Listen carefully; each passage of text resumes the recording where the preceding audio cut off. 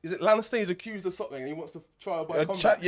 Trial by combat. Let's go. Me and you. If I get away, I want minute. If you can beat me, you can arrest me, basically. Like, we need to change the rules here. It's not fair that we just have to surrender. In my head, I've done nothing wrong in it, but you're telling me I have to come to the station. No. Let's one-on-one. If you beat me, let's go. Hey, shoe fits, it's yours. It's your own shoe. Hot like I lie. Yeah, but I'm honest about it. I'm upset Liverpool's not playing today. This thing got cancelled for the Queen. Why? Yeah. It was Liverpool.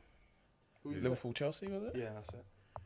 Yeah. What? Because The police, they don't have enough police. It would have been a higher risk. Swear down. Higher risk game. Look at you on your day off. You know what I mean? I'm still claiming for this after, you know. Yeah. It's my day off now. Retrospectively, I'm still claiming.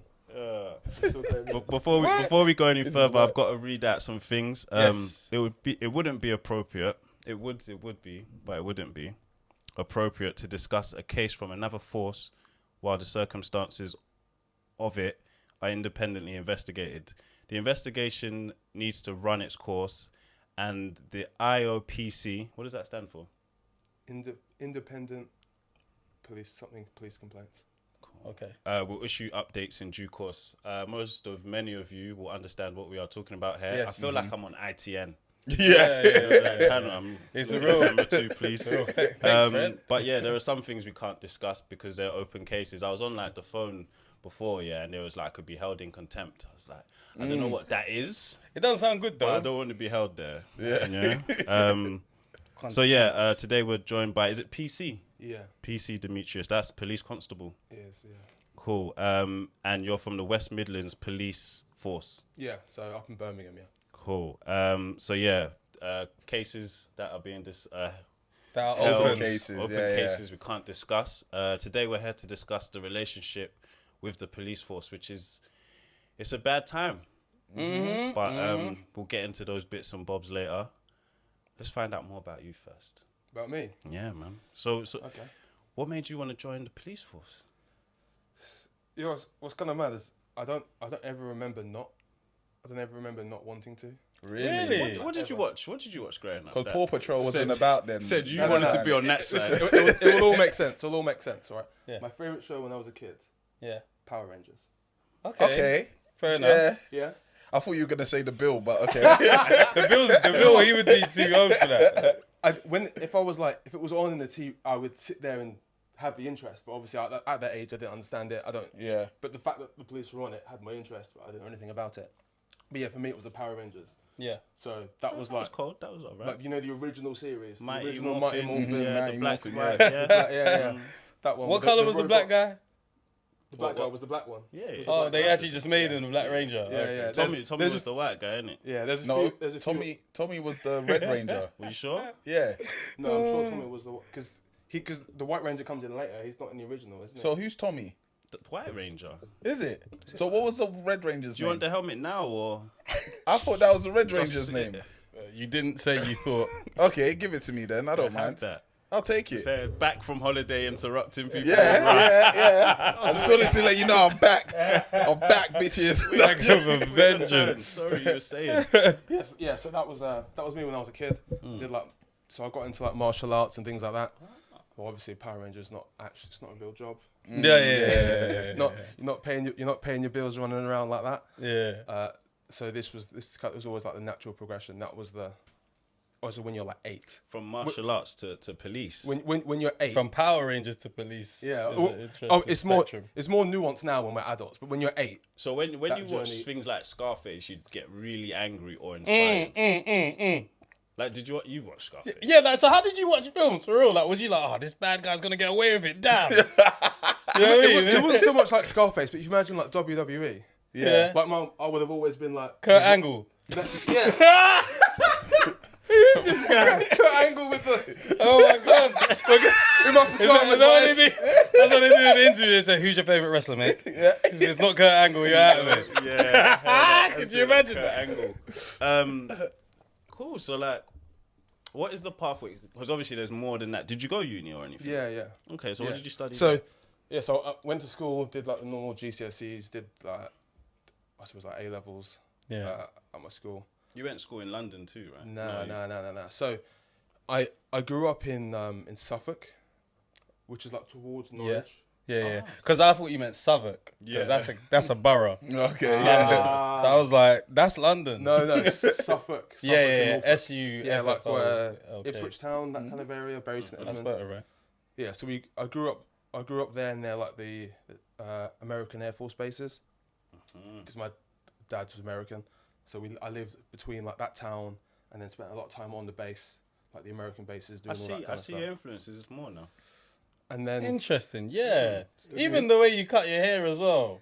I mean, I didn't cut it. You didn't. No, yeah. No, obviously you obviously didn't not. cut it. What's wrong with the haircut? No, there's nothing wrong, but it's like it's straight. You know what I'm saying? What do you mean? But maybe it's the uniform. That's got a it. fade. Yeah. I think it's like if You I asked the barber to. I put some Air Max on the hoodie, you probably wouldn't say I don't know. Yeah, maybe it's the uniform. It's the uniform. Yeah. So did that, and then we moved back to London. I want to say 2011. When I say back, my mum's from London, so she moved out to like have family and whatever. Moved back to London in 2011. I think I was about 18. I was 18. So I lived in London from then till I went to uni the next year. I took a gap year because I knew we were moving. So I took a gap year after 18. Lived in London for a year. What did you do in that gap year? Well, one, it was just enjoying being like 18 for the first time because my birthday's like at the end of the school year. So I'm one of the ones who has to wait for everyone. Everyone's going out drinking and I can't go. So I did that bit. Then we moved to London in like the beginning of December. I got a job up near Liverpool Street, just like part-time, and just waiting to go to uni. I went to uni in Wolverhampton I did policing. Okay. Oh, you actually studied I did policing? not know that was a uni course. Nor did I until I found out it was, and I was like, yeah, that's the one. And you didn't get it through clearing? Like, this was choice? Yeah, no, I... You know you didn't have any other option. No, like, this is like real people study things because it's like, all right, cool. Policing was a course. Yeah, I didn't know, yeah. So, Yes. like, or was it like, we'll take How anyone, many years guys? is it? Is it free? Is what? The uni Yeah. degree was 3 years, yeah. It needs to be 7. Like Yeah. architecture. It needs to be... Like a doctor's. That's just the degree qualification. because then you still have to... And then if you want, when you go apply, you still got to do their process. And the process now is different from when I did it. Yeah. But, Which is good. But yeah. Is it tougher now? Now, if you apply where we live now, it's part of the training. So you get in. The condition of getting in is that you do this degree program, Right. the specialist police degree program. Okay. If you haven't got a degree, it's 3 years. If you've already got one in something else, then they cut it down to 2. What kind of things do you learn there? It's a lot like criminology. So a lot of the modules would be shared with other uni students. It wasn't just us. So people doing criminal law, I'd sit in with their criminal law lessons. There was some nurses we sat in when we did like mental health topics, like some like sociology topics about how, and then there's like another one that was like strictly to the job. So you see criminology, yeah? Is that the science of like criminal activity? Yeah, I suppose it's like it's like the study of criminal activity, yeah? yeah, like the mindset, the reasons, the causes, the effects. So do you believe there's a science behind crime? Do you? No, I'll ask the question first. I know, but I want to know what you think. No, but I'll ask him. Okay. I can answer afterwards. I don't think real life's that straightforward. Okay. So there probably maybe there is or there isn't. There's like factors you can presuppose maybe someone's likelihood, possibly depending on a range of factors. That's dangerous. I feel like it's more maths than science. Yeah, so it'd be like statistic. Yeah, exactly. Yeah. So it'd be more like. But statistics is kind of like science. Yeah, it is. Yeah, No, it's more maths. it is. But because it's about people, it's never. They blend, It's never they blend. exact because you're always going to get exceptions. Yeah, Whereas yeah. If it's just straight counting, you get the same number every time. Yeah. Like if I rob this bank, Because I'm going to have 50 bags. yeah.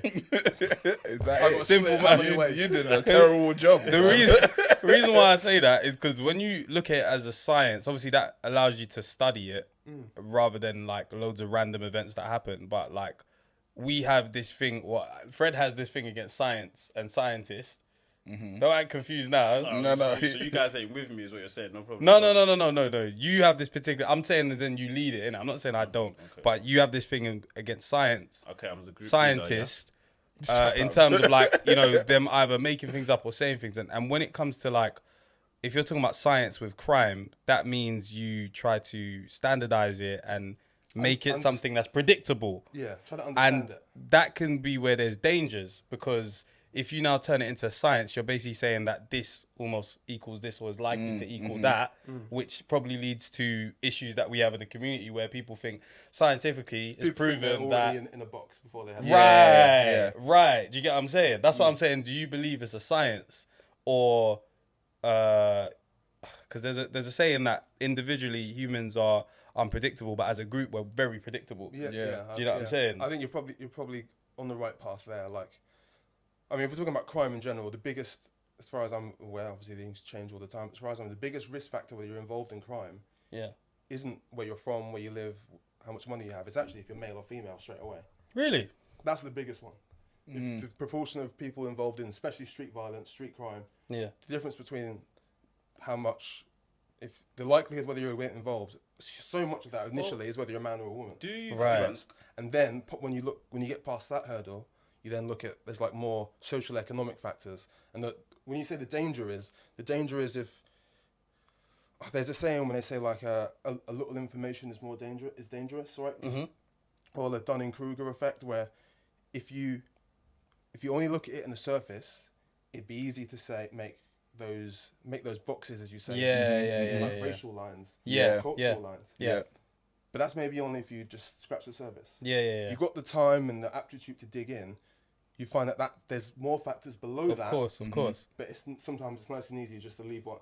We'll leave that Leave one the there. surface. Yeah, go in there. Yeah. For example, so if we talk about like street crime specifically, someone might cut it across racial or cultural lines, but really it's more social economic, right? And then, but that has a direct link sometimes to race, ethnicity. So if you're, if you're from a group who's disproportionately affected by deprivation, well, if crime and deprivation go together, you're likely to commit in terms of scientifically on paper. right? But if you ignore that link in the middle, it just looks like crime and black. Agreed. But if you have the aptitude to look in the middle and what leads to that, it's not that straightforward. Because it's more if it's social economic, okay, cool. Well, how do we address that? Well, then you look at all the other things, like they've done studies where you're less likely to get a call back if you've got an African sounding name. Well, if you have something like that, or on a macro scale for an entire nation or an entire society, that will put that population in a position where they earn less money as a collective. Well, then that means you're more affected by deprivation. You're then more affected by crime. Right. So then when a madness happens, it's easier to say, you might see a headline, this, and there's ethnicities in it. But you know and I know, if the offender isn't a person of colour, their ethnicity never cut. It's not in the headline. It's not in the The closest black person is not associated to them, so it wouldn't be like, Stormzy's friend. Do you know what I mean? Like, they don't do that when it's a white man. It's just him by himself. He was a soul. When you go into the office one day and there is something like that in the papers, well, how many black people are in your office? In my office, I have a small office, but none. It's just me in my particular office. Asian, Indian? So, for us, Birmingham's quite a multicultural area. There's quite a lot of black representation and Asian representation. I'm talking in the community communities that live there. Depending on where you live, it varies. In the boroughs or areas or whatever. In terms of Asian recruitment, is better. There is better represented, but probably not enough. I would say not enough. As for black representation, it's really not enough. Like it's really, really low. But that's generally the case for. I'm not aware of many places where that's not the case. So when you go into the office after something like George Floyd or anything of that nature, as well as Stormzy's, it's not Stormzy's friend, someone's friend, like someone famous, their friend has done this, blah blah. Those types of headlines. How do you feel going into the office the next day? Can you speak up? Do you feel like Do you feel shit? Yeah, Those good sorts question. Because when we go in the office the next day and everyone's getting on with their day like nothing's happened, I feel shit. black people come in the office. I don't even feel like going in today. These people don't jack shit. Yeah. They I don't actually even feel care. shit. They don't even know. Yeah. Like, we've been in our group chats, talking to each other, trying to make sure we're good. Trying to understand. How does it feel on your side of the fence? For me, it's like you're burnt twice, right? So I have the same reaction that you would have, anyone else would have. I have access to the same information you have. I see the same stories you have. Yeah. I'm on Twitter like everyone else. In that side, it's the same, right? So I get that reaction that we all have. And then if there's something where there's like a video that comes out, I get it again. It's like burning the candle at both ends. Because I know how a set of events should go. Yeah. So I don't know. Let's say you're a driving instructor. Imagine if you're a driving instructor, you get extra vexed at someone doing a madness on the road. Because you're like, you know what you're supposed to be doing. If it's your profession, it's something you know. Yeah. You have almost that professional response, like, no, this should be this. This should be that. You shouldn't do that. Blah, blah. Yeah. You know the duties of care. So I get that again. So I get the community side burned, and then on the other side, I'm like, I get the professional police officer burned. So, no, that is not how that's supposed to go. You're not supposed to do that. That's not how. Yeah. And you get it twice, you know? Because obviously, like the bigger cases that we see that cause the marches are the American ones. But now I'm hearing that there's a university course as well as training. Yeah. Post-university course. So I'm just trying to understand where that. Like for us, it looks like it's just racism. Like not just the headlines, but the force that is used sometimes is like, okay, so there's a uni course. There's no way they taught you that in uni. Yeah. Like where does that come from in certain offices? So if we're talking about specifically George Floyd, that has gone through I know it's a different country, but it's gone through the court process, and he was convicted of murder, wasn't he? Yeah. I can't remember. Yeah, he was. Yeah, he went jail. He went jail. Right. So that's there's no arguing which way that there was classed as murder, right? So in terms of putting I think the accusation was he had his knee on his neck for X amount of time. Yeah. The amount of time you're supposed to have your knee on someone's neck is 0. Yeah. I was wondering where. Where is that in the course? Like, is that part of the training? 3 seconds? No, it's not. In fact, I remember specifically when in our PST training, which is personal safety training, where you teach like handcuffs, restraints, all that kind of stuff. Nah, you lot be putting it on tight sometimes, though, man. And rough. Just rough. Yeah. Relax, man. You think we're playing when we say my arm? It's enough. Relax.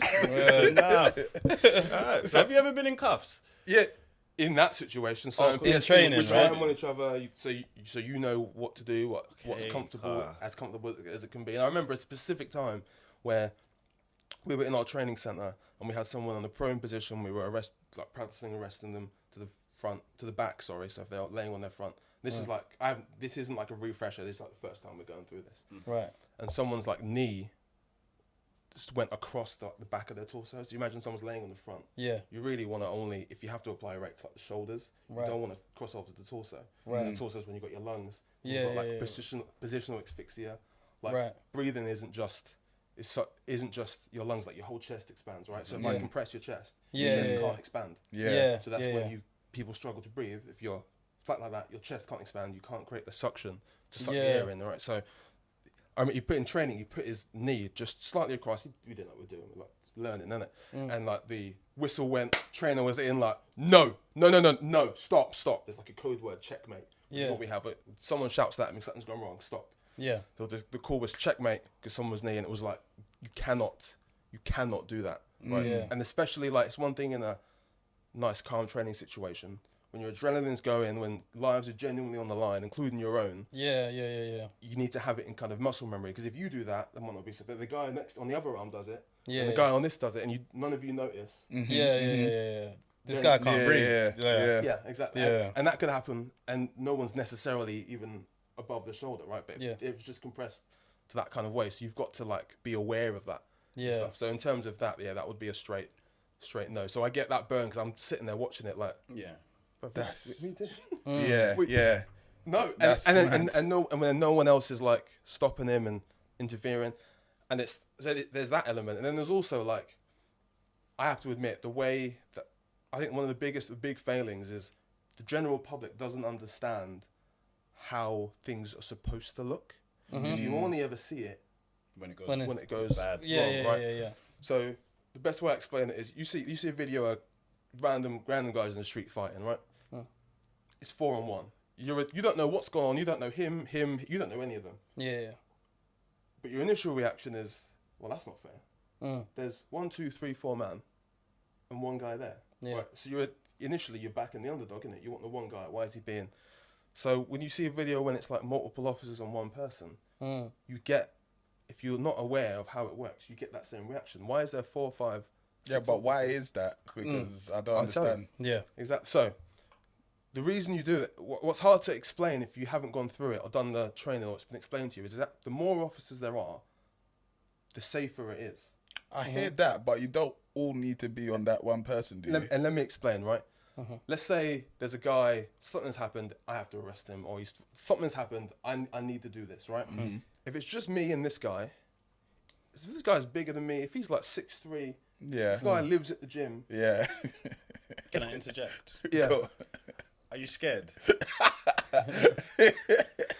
Cause I was gonna ask this even outside of this story. Like, do you go to work scared sometimes? Not like I don't go to work. You might end up in a situation where you're like, you know when you can hear your heartbeat in your ear. Yeah. I can hear my pulse. Yeah. You get that. You look down on your knees like. Yeah. Yeah, that sometimes does. Yeah, sometimes does happen. But generally, if you know what you're doing, if you've organised, you've got the right resources, you've done your intel, it should be okay. Yeah. So for example, let's say this guy's if he doesn't want to come with me. If I need to restrain this guy, it's not going to be. That's going to be a fight, bro. That's not police training. You can try. That's going to end. It could easily end up a fight. In which case, it's strikes, punches, elbows. If I have a taser, baton, spray, like I got to go everything. And even then. Yeah. I've seen someone. I've seen a video of a guy in the gym got tasered. I'm gonna be the guy. And people in the camera in my face like, yo. Yeah. So that's what could happen, right? Yeah. The other exact same scenario, but I got me and 4 other officers. Yeah. You take one leg. You take one leg. You take one arm. You take one arm. Done. No strikes, right? But to you, or from the outside, it looks like there's 4 or 5 people just. One guy, but it's not supposed to be a fight. It's supposed to be safe. But I think it would be fairer if we 1-on-1. You know what I mean? Like you lot are meant to be the best of the best. Martial arts. You know, like Game of Thrones. Where what's the thing when he's like is it Lannister? He's accused of something and he wants to trial by combat. Trial by combat. Let's go. Me and you. If I get away, I won. If you can beat me, you can arrest me. Basically, like, we need to change the rules here. It's not fair that we just have to surrender. In my head, I've done nothing wrong in it, but you're telling me I have to come to the station. No. Let's 1-on-1.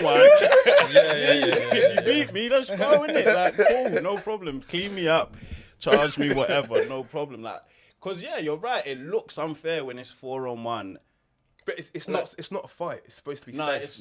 I hear that. But so if I take your leg, you take your leg. No one has to put a strike in. I think what the no issue one has to is, baton is. we don't ever see it done cleanly. So in the end, now we see it, and it looks like you lot are all just like.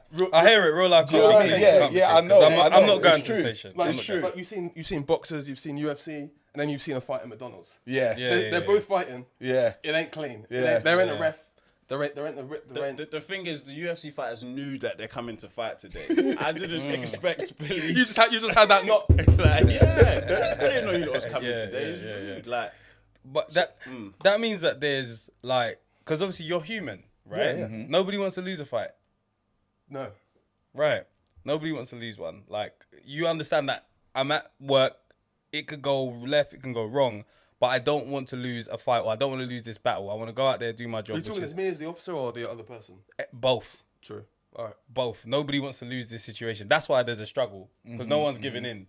You ain't saying, we'll catch you later, don't worry about it. And he ain't saying, I'll just go to the station, fuck it. Like, none of you guys. Of course, I'm going to say, well, that's how you should do it. And that's the whole situation. And it's not always that straightforward. The circumstances change.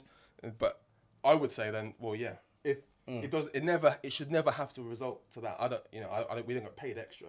No, yeah, of course. Doing that. I'm not saying that. I want to go home to mine like everyone else is, you know? Yeah. I'm not saying that you should fight. I'm just saying the embarrassment side is interesting because that's the human side. Would it be as embarrassing if you were just like, all right, yeah, come, we'll sort this out? Do you know what? If I lost to a police officer, I wouldn't be that upset. No, you wouldn't. You'd have an excuse straight away. Yeah, he knows martial arts. But the embarrassment side on the police side, I think, is what you're getting at, right? Yeah. It's where it can, but that's where it can be dangerous because that's when it's like, then someone could snap. I'm not losing this. I've got a baton on me. I've got a taser on me. I've got all of that on me. I'm not losing this. And plus, there's 4 of us. Let's take him down. And plus, Dude could be heckling you. Dude could be chatting shit. He could be close to punching. Police egos are bigger as well. Right.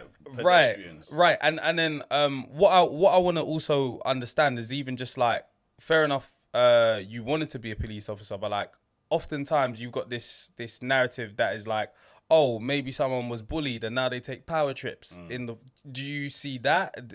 What was your upbringing like? I had a great time at school. I had a great time at school. I can't lie. I was, as you would say, one of the boys. Yeah. I don't know how you can say that without sounding. Yeah.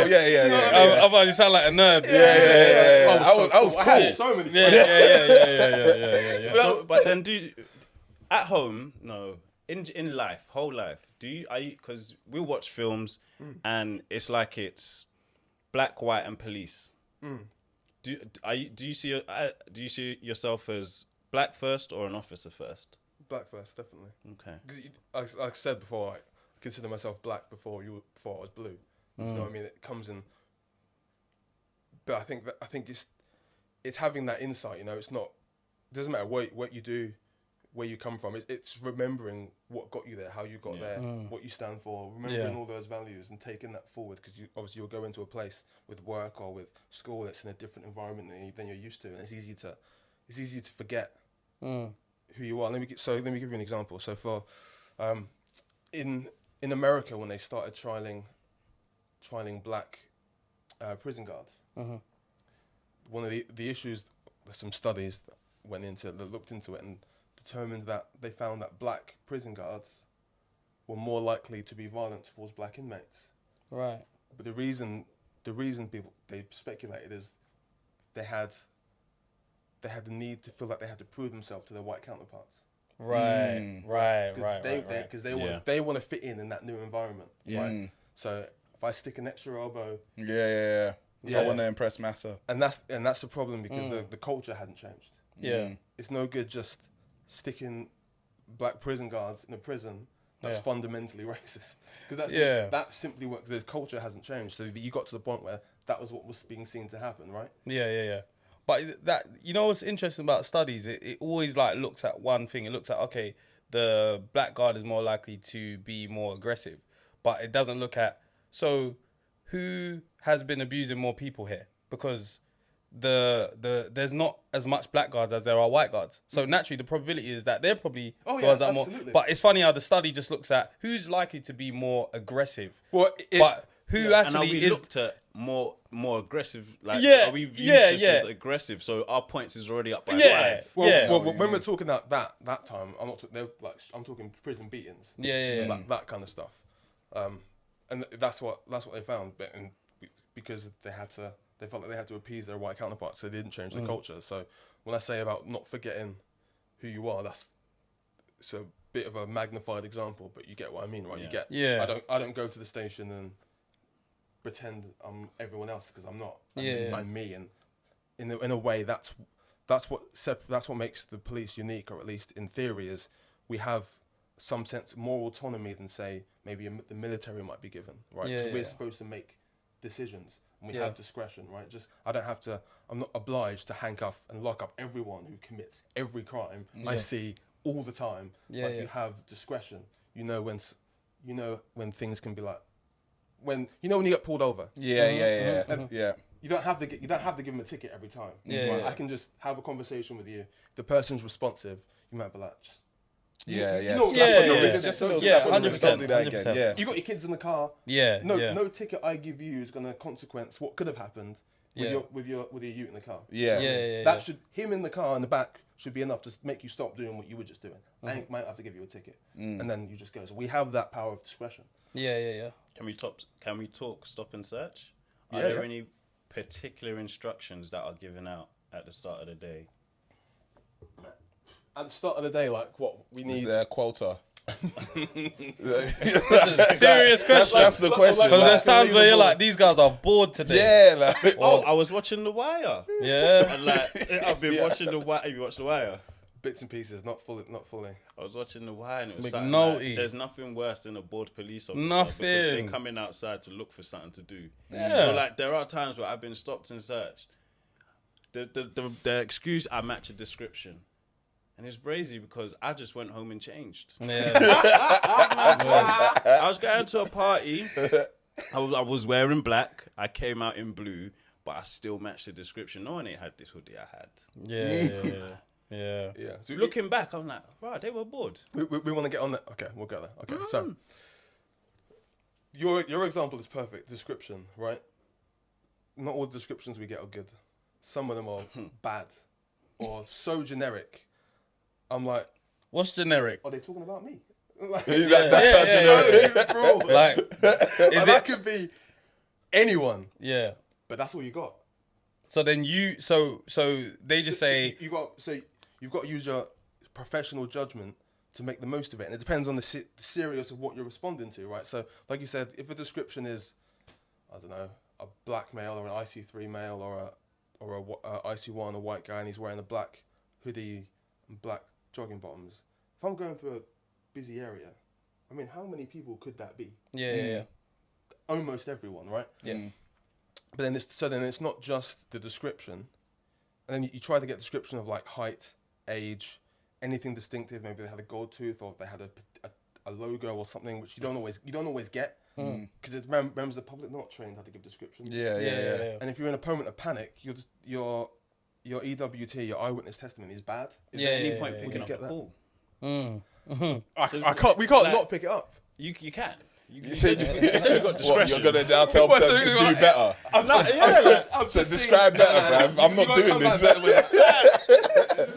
No, auntie. You're black in a tech fleece. Like, can you imagine? Like, my mum don't know what 6 foot looks like. Listen, Yeah. when your mum sent you to tall. get bag and she said, "Oh, go get me my bag."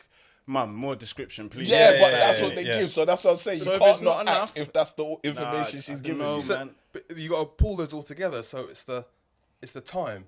So it's not just a description. Are you in the place and the location? So if something happened on the hour, if you get there 5 minutes after, well, what's a 5-minute walk? Right. So the later you get there, the circle of Oh you know, yeah. kinda goes like that. Yeah. So it might not even be on the street. If I say Yeah. it happens on this street, and someone will be like, but I'm not on that street. Yeah. Yeah, but it was 3 minutes ago. Yeah. It's a 1 minute walk. Yeah. I can't. Do you know what I mean? Yeah. And the descriptions are bad. And you've also got to account for mistakes. So people often, especially in the heat of panic or poor lighting, might confuse a mixed race person with an Asian person. Because if they have similar like level skin tones, easily confused. Yeah, so if yeah. I'm going to there, I have to consider is what they said correct, or Yeah, is there yeah. a reasonable amount of like margin of error? Have you ever seen your partner misstop somebody? Do you know what I mean? Or have Like, you done it yourself as well? Yeah. Well, see, misstopping's interesting, right? Because if Do you know what I mean by misstop? yeah, though? yeah. Like, they've Well- seen someone, and you know that that's not the person, but he's like, "Nah, we're pulling him." Does that make sense? Yeah, That's not where I thought you were going, What but is yeah, that's a good question. I want that answer. So, I'm just trying to understand. yeah. like, So, yeah. and this is where it's like professional judgment and discretion, right? So you'll scale it up. So maybe if I'm not really sure, he's in the area, something slightly off. So they might have said wearing black, but he's in dark blue. It's easy how someone could make that mistake, right? Okay. Yeah. So I'm trying to account for that. So I might go, okay, well, I'm not just going to go outright stop him. Let me just have a conversation with him. Let me just, you're right, mate, what's going on? And then try to build from there. Because as much as a stop and search is catching the person you're looking for, it's also a great way of eliminating people from Yeah. your investigation, right? And then, yeah, so that's what might happen. So even I might stop and talk to you. That doesn't mean I'll stop and search you. If I stop and search you, you can't go. If I'm just having a conversation with you, then it's like me, you, or anyone else. Because the more wrong people you stop, the further away this perp is getting. Yeah, you're wasting time. Becomes 27, he's gone. Like, he's not even in Birmingham anymore. Yeah. But like, I'm trying to understand, are there racist eyes in the force where it's like, okay, you've got the call on the radio and it's black person, this, that, or maybe not even black, but your partner is just trying to stop black people. Like, does that happen? I've never seen it that opaque, that clear. It's not like that opaque. It's not like someone goes out like, oh yeah, we just need to You might get the helmet for that. That's right. Opaque is solid. You can't see through it. But that's the whole point. Yeah, that's the whole point. Racism. That's what he's trying to say. That's what I mean. Yeah, you can give it to him. The helmet. How? You know Because you thought you were trying to say. I had this mad idea on the train here. I should have brought my helmet. You should have. Oh, and then we could have given that around. Yeah, you I had should it on the have. train. And I was You like, should have. Fred, are we giving it to him? But why would you you? give it to him? What was you explaining? Explain what you explained. No, explain what just I'm give it to him. No. It's up to him. So, I'm not going to say it would never be, because I couldn't possibly account for every person's thought in every corner of the country at any given time. But in my experience, it would never be that, like I said, that opaque. It would never be that straightforward. No one's going to come to work and be like, I need to stop and search 4 black people. I need to stop 3 Asian guys. It would never be that opaque. I think Carl, who was the guy from Wanted? Yeah, he can get it. How? Remember in Wanted, the guy I from don't Wanted. think we're using that word correctly, bro. It's correct. Listen, because you see, you know the guy from Wanted where he was like the black guy and he wanted to go out and beat up black people. That's solid racism. Liam Nielsen. Yeah. So when I say opaque, I mean for everyone to see. Yeah. When it's opaque, everyone can see it. The opposite would be transparent, where You can't see it. Yeah, you can't see it. So you get it, Tim. Yeah, you get it now. I get it, but that use of the word is weird. No. Because opaque is when you can't see something. No. So you can't see through something. Yes. Yeah, you can't exactly. see through it. Yeah, Yeah. so it's like when you say it's not going to be that opaque, that's a strange I can't see way of through- using Nah, the it word. works. Don't worry, it works. I get it, but I'm just saying that's a very strange way of using that word. He's upset. I just don't understand that. But cool. Burning inside. All right, let's do an introduction right quick. Oh yeah. Let's do the introduction. 90s Baby Show. My name is Temi Yakubi. I'm Fred Santana. We got a shooter back in the house. Opaque He don't have a shooter. gun on him. Solid as We're shit. just saying that he shoots cameras. You know what I'm saying? We're not going to snitch right now. You know what I'm saying? He was overseas, now he's on the seas. You know what I'm saying? He's in the Middle Seas. He was all over the seas. It's my nigga VP in the cut. That's a scary sight. Yo. And we got PC Demetrius. Well, I don't know if you say Demetrius. PC Demetrius. Washington's the last name. Washington. So it would be PC Washington if you were to. PC Okay. Washington. All right. God damn. So just move this mic a bit. Yeah. down. So Sorry. where was we? Sorry. Okay, so let's do. Do you know, before we get into institutional racism, let's talk about the consequences. Consequences.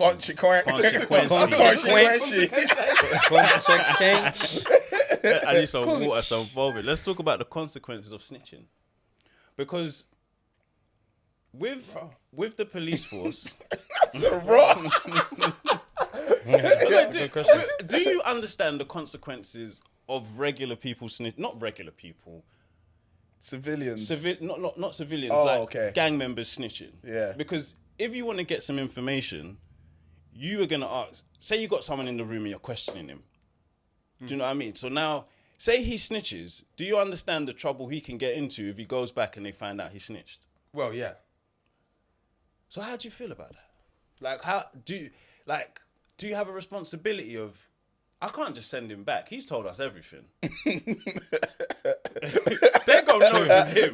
They saw us bring him KFC. Like, they know One man was arrested at the scene, and now we know everything. We can't send him Yeah. back to the hood. Like, do you guys have a responsibility in that sense where he could be killed tomorrow? I know it's not that. Well, obviously sending someone back is not that simple, but really they wouldn't necessarily know it was them. And then there's a whole risk assessment process, right? So if we get, never mind just someone telling us in an interview, if we get any piece of intel, when you submit it on the portal for it to go hit the system, there's like boxes where it's like, is there a risk Is there a risk to the source Right. for this information? Right, okay. Who else knows? If Only you know, and then you two will get locked up. Yeah. Because I've seen people... if the whole block knows, then how do you... No, it's how do you there. put it Yeah, together, yeah. right? So and it's dynamically assessing that risk. Is what we're looking for here worth this risk? Yeah. Can this risk be managed? The entire, if you want to describe the entire job of the police, if I had to put it under one headline, it would be risk management. That basically defines your life from when you first start to the day you go home. Every department, every walk of life, risk management, right? I can't prevent everything. Yeah. But what can I manage? How many plates can I spin? What can I reasonably do to get an outcome, knowing that these kind of things can happen, right? So there are specific. It's not my area of expertise, but we do have something people called a CHIS, which is a covert human intelligence source, which is someone who would almost employed to give information, right? Yeah. But that's really, really high level. No one. I could stop and search what parts one. I wouldn't even know. That's so high level. None of the regular guys would know. It'll be literally his handler and his handler's sergeant or inspector, and then that'll be it. Right. So like, because I've seen paperwork online, and it's dangerous paperwork. This could get someone online. How does it get there? Like, that's a good question. What do you mean? What paperwork? Can paperwork be say like statements? Yeah. Can it be? Who can release this? Is it given to the person that gave the statement and they're silly enough to put their snitching online, or do the police? Sometimes to me it looks like the police put it online to create ruckus in this. So if you're accused of something, I think the defendant can view the statement. Because if I don't know the details, that's true. If I don't know the details of what I'm being accused of, how can I defend myself? Yeah. So that's a possibility. And then obviously that person has a legal team. I thought it was conspiracy. I was having a conspiracy. I thought the police was doing this to cause more like this. Just how it looks from our side. Yeah. So if I go to an interview, so like on TV where it's the tape and all that. It's almost exactly like that. That's one of the things that TV does get quite good. But before that, you'd have a brief with his or her solicitor, and I tell their solicitor what he's accused of, and then the only thing I have to tell them is what they're accused of, the crime, and then the rest is kind of up to you, and that's kind of where the game is, right? So, depending on the level, how much evidence you've got, depending on who the person is, depending on the crime, you might want to just keep something in your pocket. Or you might decide, I've got enough of this. Let me just give you this. You see the case as foolproof.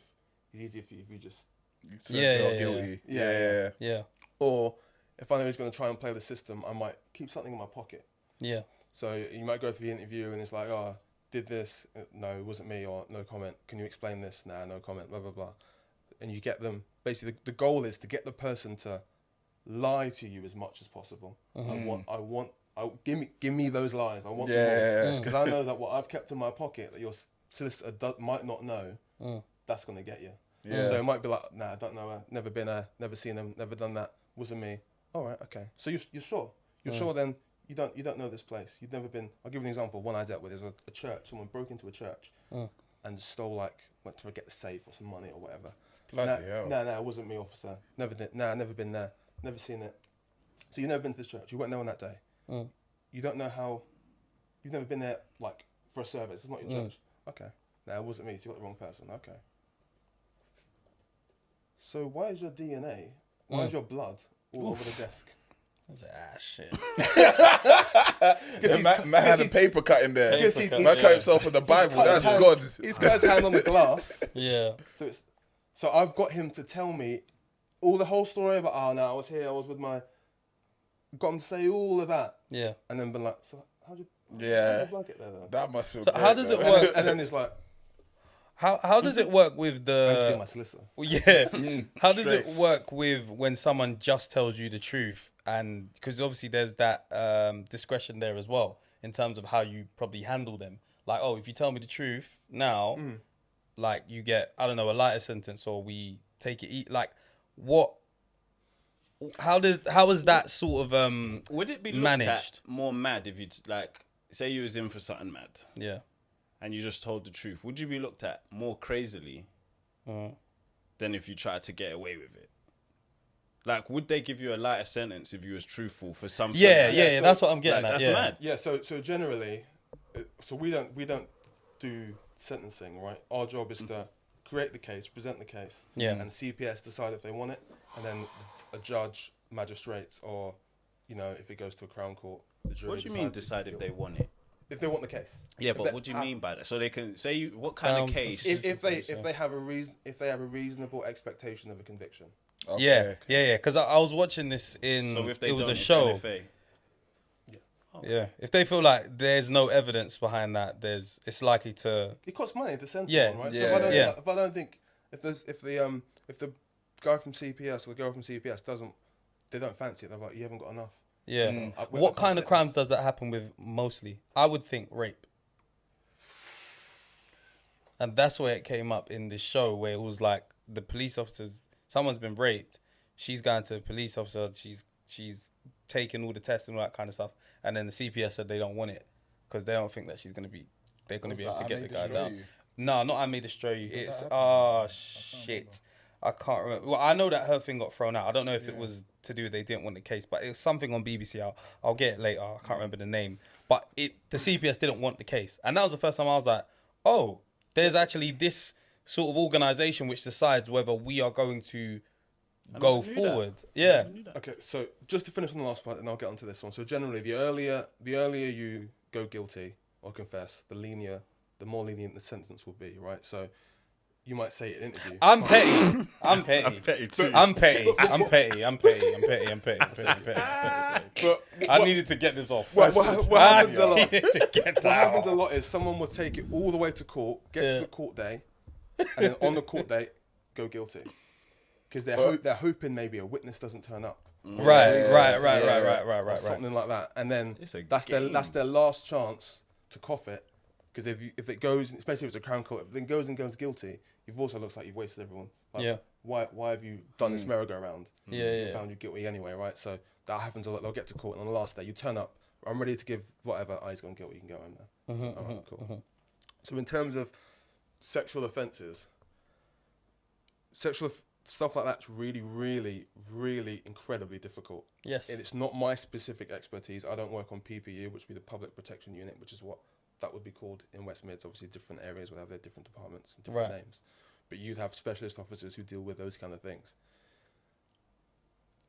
The difficulty is offences like that, as well as domestic offences, are really hard to do within the framework of the criminal justice system. And what I mean by that is it relies on evidence, witnesses, etc.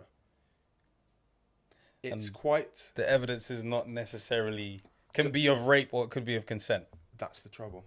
Which I can see as a loophole right there. Well, not a loophole, you just can't judge. Yeah, so let's say if it's someone you're already in a relationship with, the defendant's got a really easy get out clause, doesn't it? Yeah. Because it's not unsurprising if you live together sex, to find or his DNA. Yeah.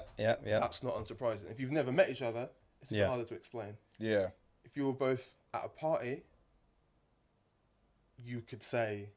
It led to, If you went with someone to their house or to their address, you know how it is. Mm-hmm. Yeah. You see how you can someone who's done something like that can make it seem plausible. Yeah. Right? And the reason CPS don't take a lot of cases on why there wasn't is because the standard for convicting someone is beyond reasonable doubt. Yeah. So if I put that in a number, that would be 95% and higher. Yeah. Put it in a number, which is a really high bar. It's a really high bar to hit. That's scary. It is scary. Because this goes down to, and again, a lot of what we see of the judicial system, whether it be in America or here, is through TV.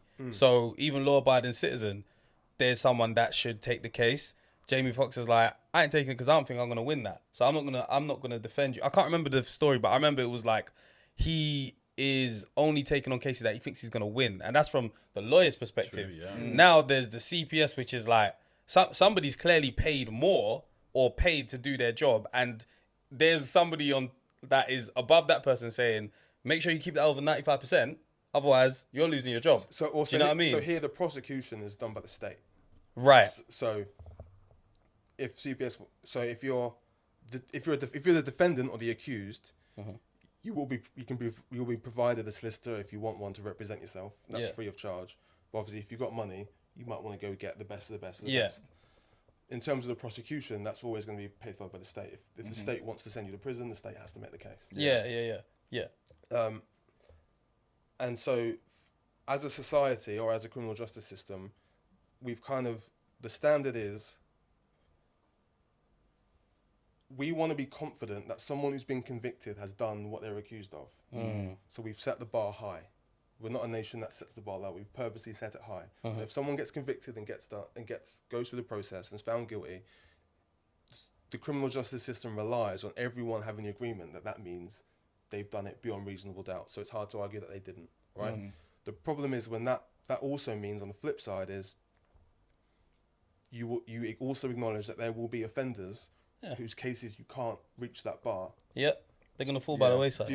But the alternative is we set it lower, and people who haven't done what they're accused of start going to for the wrong and then reasons. and then the whole wallpaper comes off. Then the whole foundations fall apart. The whole confidence in the it can't be conviction perfect. and the Can I criminal ask you record. guys, have you checked if there are offenders in your area?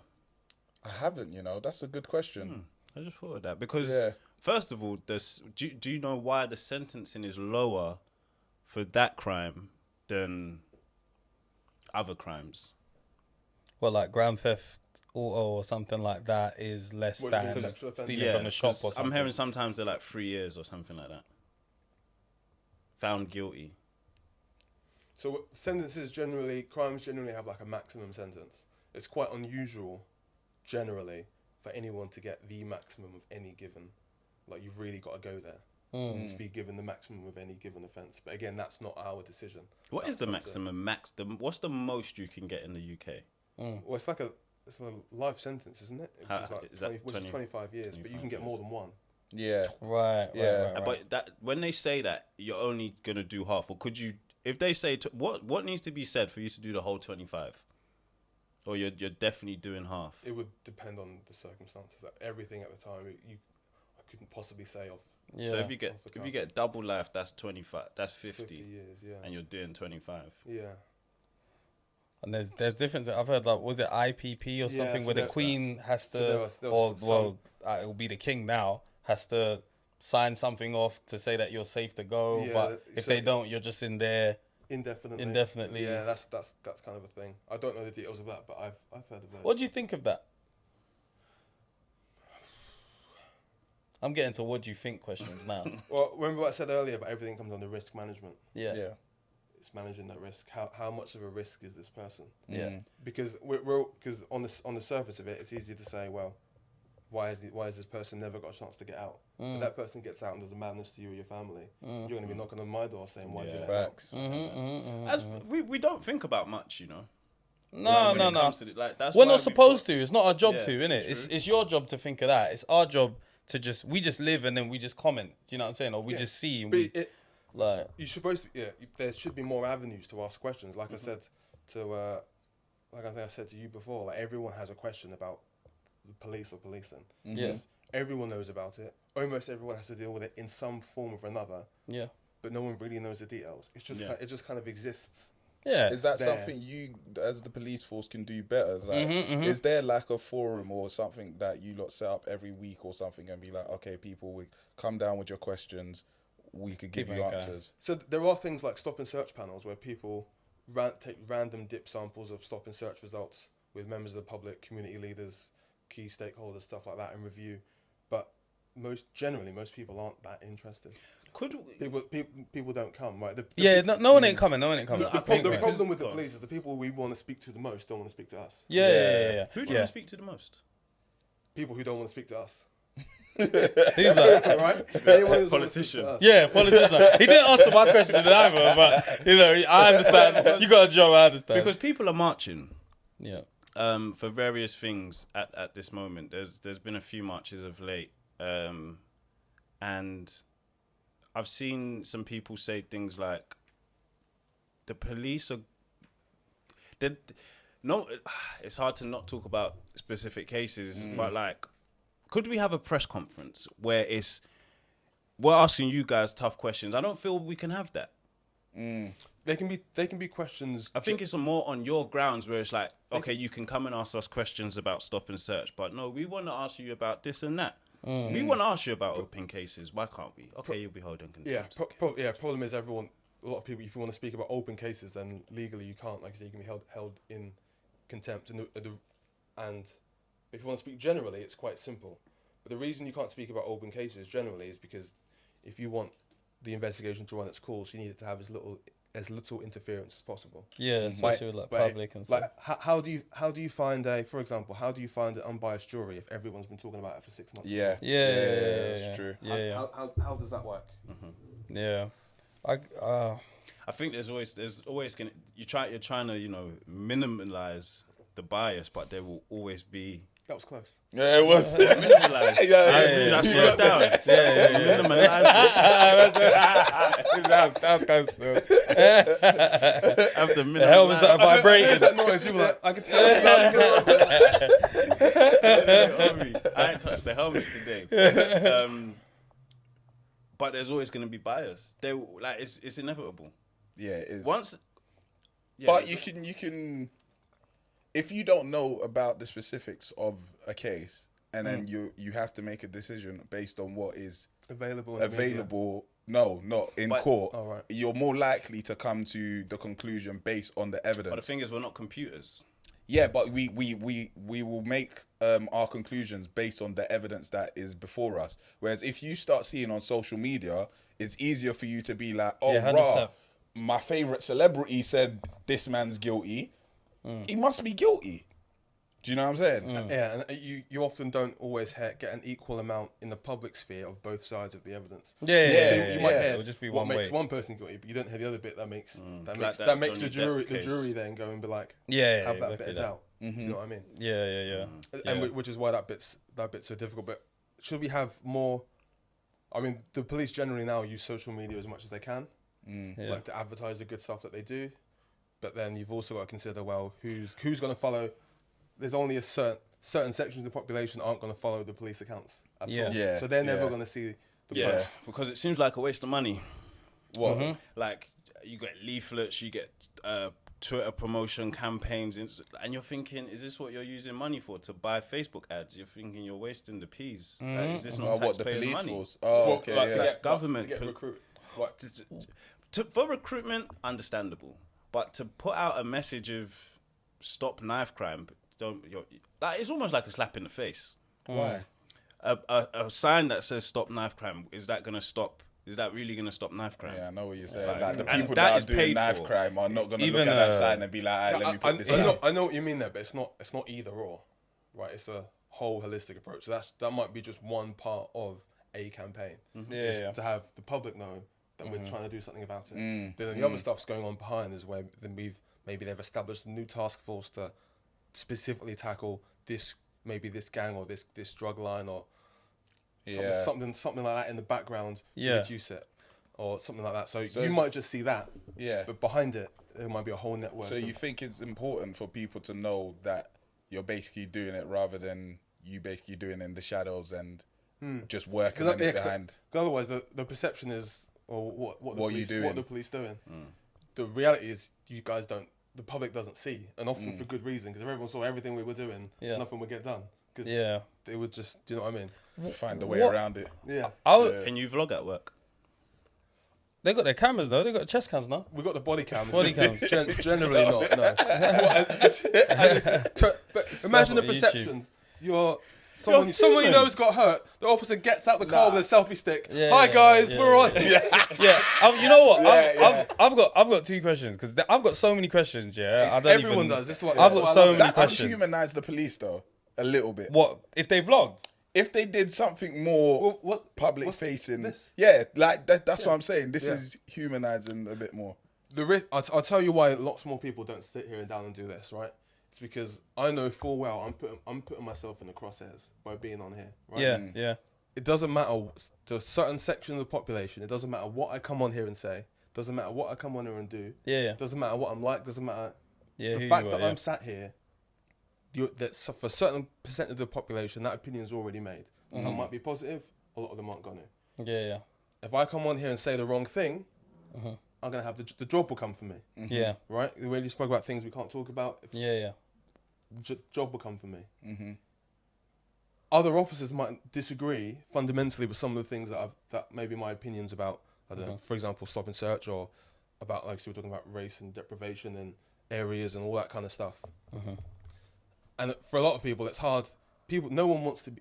Racists don't want to be accused of being racist. No. It's the one thing. Yeah. They hate the accusation. They don't want to be told they're the racist. KKK will tell you they're racist. No. You ask them, we just think about. We just live with we our just own. be with our own, and we're into preserving ourselves. Like that's they never want to ever say they're Not racist. a badge anyone would wear. So if you're a police officer, and I fully understand this, and I have all the time for any officer anyone who I work with who wants to have this conversation. I fully understand if you're someone who gets up in the morning for 30 years, goes to work and does the best you can do every single day to provide for yourself, your family, and in your heart you're doing the right thing. To hear someone come on and say you are racist, I understand why you might have a defensive reaction. Yeah. Instantly. But you can defend it if you want. Don't mean that you're not. But it's the difficulty sometimes is trying to get through that and speak about the institution, the whole, like I said, the institution, everything behind it, and human psychology, and what is your exposure like to different types of people. If the exposure you only have to one type of person is through work, if you know anything about human psychology, is it that surprising that on a macro scale, zoomed all the way out, that can have an effect? Yeah. Which is why 100%. for me, I think I'm huge on recruitment, and particularly black recruitment. Is I want to have us in the rooms making the decisions as well as everyone else, in the table, in the briefing rooms, in the cars, right? So I don't have a situation where someone's only experience with black people is outside on a madness. How often have you had to speak up at work, if ever? Or do you feel like you can? I speak all the time. I can't. I feel like I can't be stopped. Okay. What do you speak about? So let me give you a specific example. So a couple of years ago, I moved to a station, and it was an area that was not as diverse as other parts of the West Midlands, right? Generally speaking, it's one of the least diverse areas. But in the briefing room, there's like images of obviously people of interest. But there was a trend that there was a lot more people of colour than you would expect if you walked outside. And at first, I didn't know this area, I didn't know the situation, so I just got on with it, got through. But I still kept noticing it. So I spoke to my sergeant and was like, "Can you explain this to me? Because I'm here. I've now come to this area. I hardly see any black people or people of colour. It's quite small. That's all we're chasing. But on the board, there's a lot of colour. Got a black person heading up the KKK. Right here is him.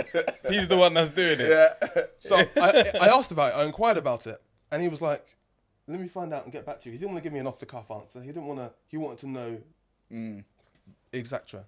Come back a couple of weeks later, it's changed. And then he said, "Right. So what's happened is this here was from a time when there was targeting a specific drug line. That line was run by these people, which is why they were on there. But it was out of date. So the issue was, because it was out of date and it wasn't as specific, it looked like the perception could have been you come in and you only see faces of colour. But it was specifically for that one. Right. Yeah. So then people have been arrested already. Case is done. They've been done. They've grown up. They got kids. They're not on it anymore. But they still got them on the wall, the station. But That's crazy. But That's mad. That's mad. You understand? If you're not a person of colour, you almost don't notice it. Because if you're someone who doesn't see that, it never occurs to you. Yeah. But when I come in, I notice. No, that's mad. That's mad. That crime was solved. That man has been arrested. and you still got pictures of their operation up. Hey. Is it a trophy? Is it a Hall of Fame. And Hall of Fame? Like, It's just what is that? It's just a drop in admin. It That's just hasn't crazy. been updated.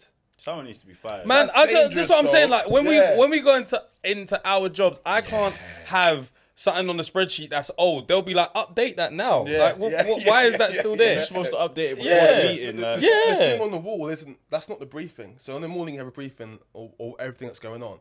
That's just there so maybe you can become familiar with the face. It's not. Yeah, he's but not- that's what's That's a dangerous mural. about it. It's a shrine, bruv. Because now you see that as the face of Yeah, evil. Like, yeah, you're yeah. seeing those That's people dangerous. every day, and you're like, if I see them, This is why I'm saying like it's really important that we're in these conversations. yeah. Because you need, because from a perspective, you need to notice that. You look Yeah. got bare wall space. We'll just keep that one dedicated for that one line that was built years That's ago. mad. As a though. PC, where does that level up in terms of like, I don't what are the the ranks ranks? here? What's the entry level title and what's the top title and where do you sit? Right. So when you join, you're a PC, which is a police constable. So that's what I am. How long Okay. have you been that for? Just over 5 years I've been in the job. Is that 5 years. short? Is that long? Do you like what's the expected time where you're like, Mo- all right, well- you move up? Most people will be a PC for their entire career. Yeah. Yeah. The next one is a sergeant. So that's a supervisor. So Right. obviously you're going to have less sergeants. Yeah. 'Cause if they're looking after a team, they need a team. Yeah, You're yeah. gonna inevitably. So it's literally like a pyramid, right? Yeah. There's less Yeah. the more you go up. So when you start, you'd be a police officer. That's the people that you see most day to day. After that would be a sergeant, which would be a police officer's direct supervisor. So that would Okay. be like a manager at a store. Yeah, or a yeah, shop, right? yeah. That's the person who I ask my questions if I got an issue, if I need leave, if I've got sickness, Yeah, yeah. stuff like that. I need to come in. So all that kind of stuff. Do you guys have HR? Yeah, kind of. But they kind of do that for us. But Sarge kind of runs that. 'Cause he or she knows the team. And then you also ask them like maybe law questions or procedural questions like, who do I need to report this to? Do I need to make X kind of referral? Or you might have like a scenario and you're brainstorming on what laws, what powers can you use to get the goal that you want. Yeah. You Sarge, well, if you consider this section, you can go in via this instead of. So they're like your help that you lean on, right? Yeah. And then above them is an inspector. So I should say it's different in the Met. Yeah. The size of London, their structure gets different as you go up. So I don't know that one, but for everyone else, this is how it would be. Do we have detectives here? So a detective constable is a police officer who's got a formal qualification as a detective, as an investigator. Right. But that's not necessarily upper rank. That's more of a side rank. Do you Okay. aspire to that or? Side going. Investigations isn't my expertise. You'd have to study again, no? It's not that. I'm better at the in-person interactions. Right. Doing it there on the day. An investigator, Taekwondo, someone who comes, bruv. Yeah. So you comes don't up want to and be tries to far away research. from the field. You want to Yeah. be on the field. So what are your aspirations in terms of career progression as well as how you'd like what you see for the force, how you see it improving? Like what would you like to see change in the force, but also how far would you like to go in the force? So I've got another 30 years left. So I got one thing I have on my hands is time. So I've got plenty of time. The amount of things I could do in that time is almost endless. Like I could stay so I should say my specific role is I'm not a regular police officer anymore. I'm a schools officer. Okay. So I spend all my time in secondary schools with kids in schools. Okay, cool. Trying to be like a positive point of contact. Yeah, So that's important. if they have, so the kids that I work with can ask all these questions that no one else gets to ask. They get to ask them from year 7, year 8, year 9, year 10, year 11. Do private There's someone, and then I know them by name. They know me by name. Like, that's a public school? yeah, Predominantly black, white, Asian?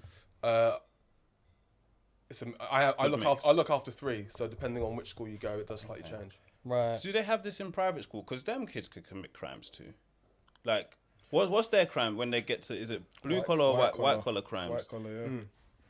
What's your opinion? So we have like the economic crime unit who would look after financial crimes and stuff like that. Yeah. But that's not street crime. But you need a special level of expertise to be involved in that world. You need a similar level of expertise to. They ain't doing that in private schools, bruv. No. I did not pay for officers my there. child to come and see a police officer in the school, bruv. Yeah. I want to say about, and again, if I said about risk management. What's the risk of people from those schools? You would say probably generally lower. I don't know. They can commit. Yeah, they can, but obviously we're talking about risk. Yeah, Like, they what's can. the If you chances? talk about, if we look at it from a socio-economic and perspective, if we're basing they're going to be that- like, where are we going to allocate our officers? Are we going to allocate over there or there? Of course, it's unfair, but there's bro, not enough officers for everyone. There's crime in both areas. Yeah, Like, but the correlation But and the frequency of it tends to You have happen to, in lower you have to economic- go to where it's. well, now if I'm a thief, I'm going where the feds ain't.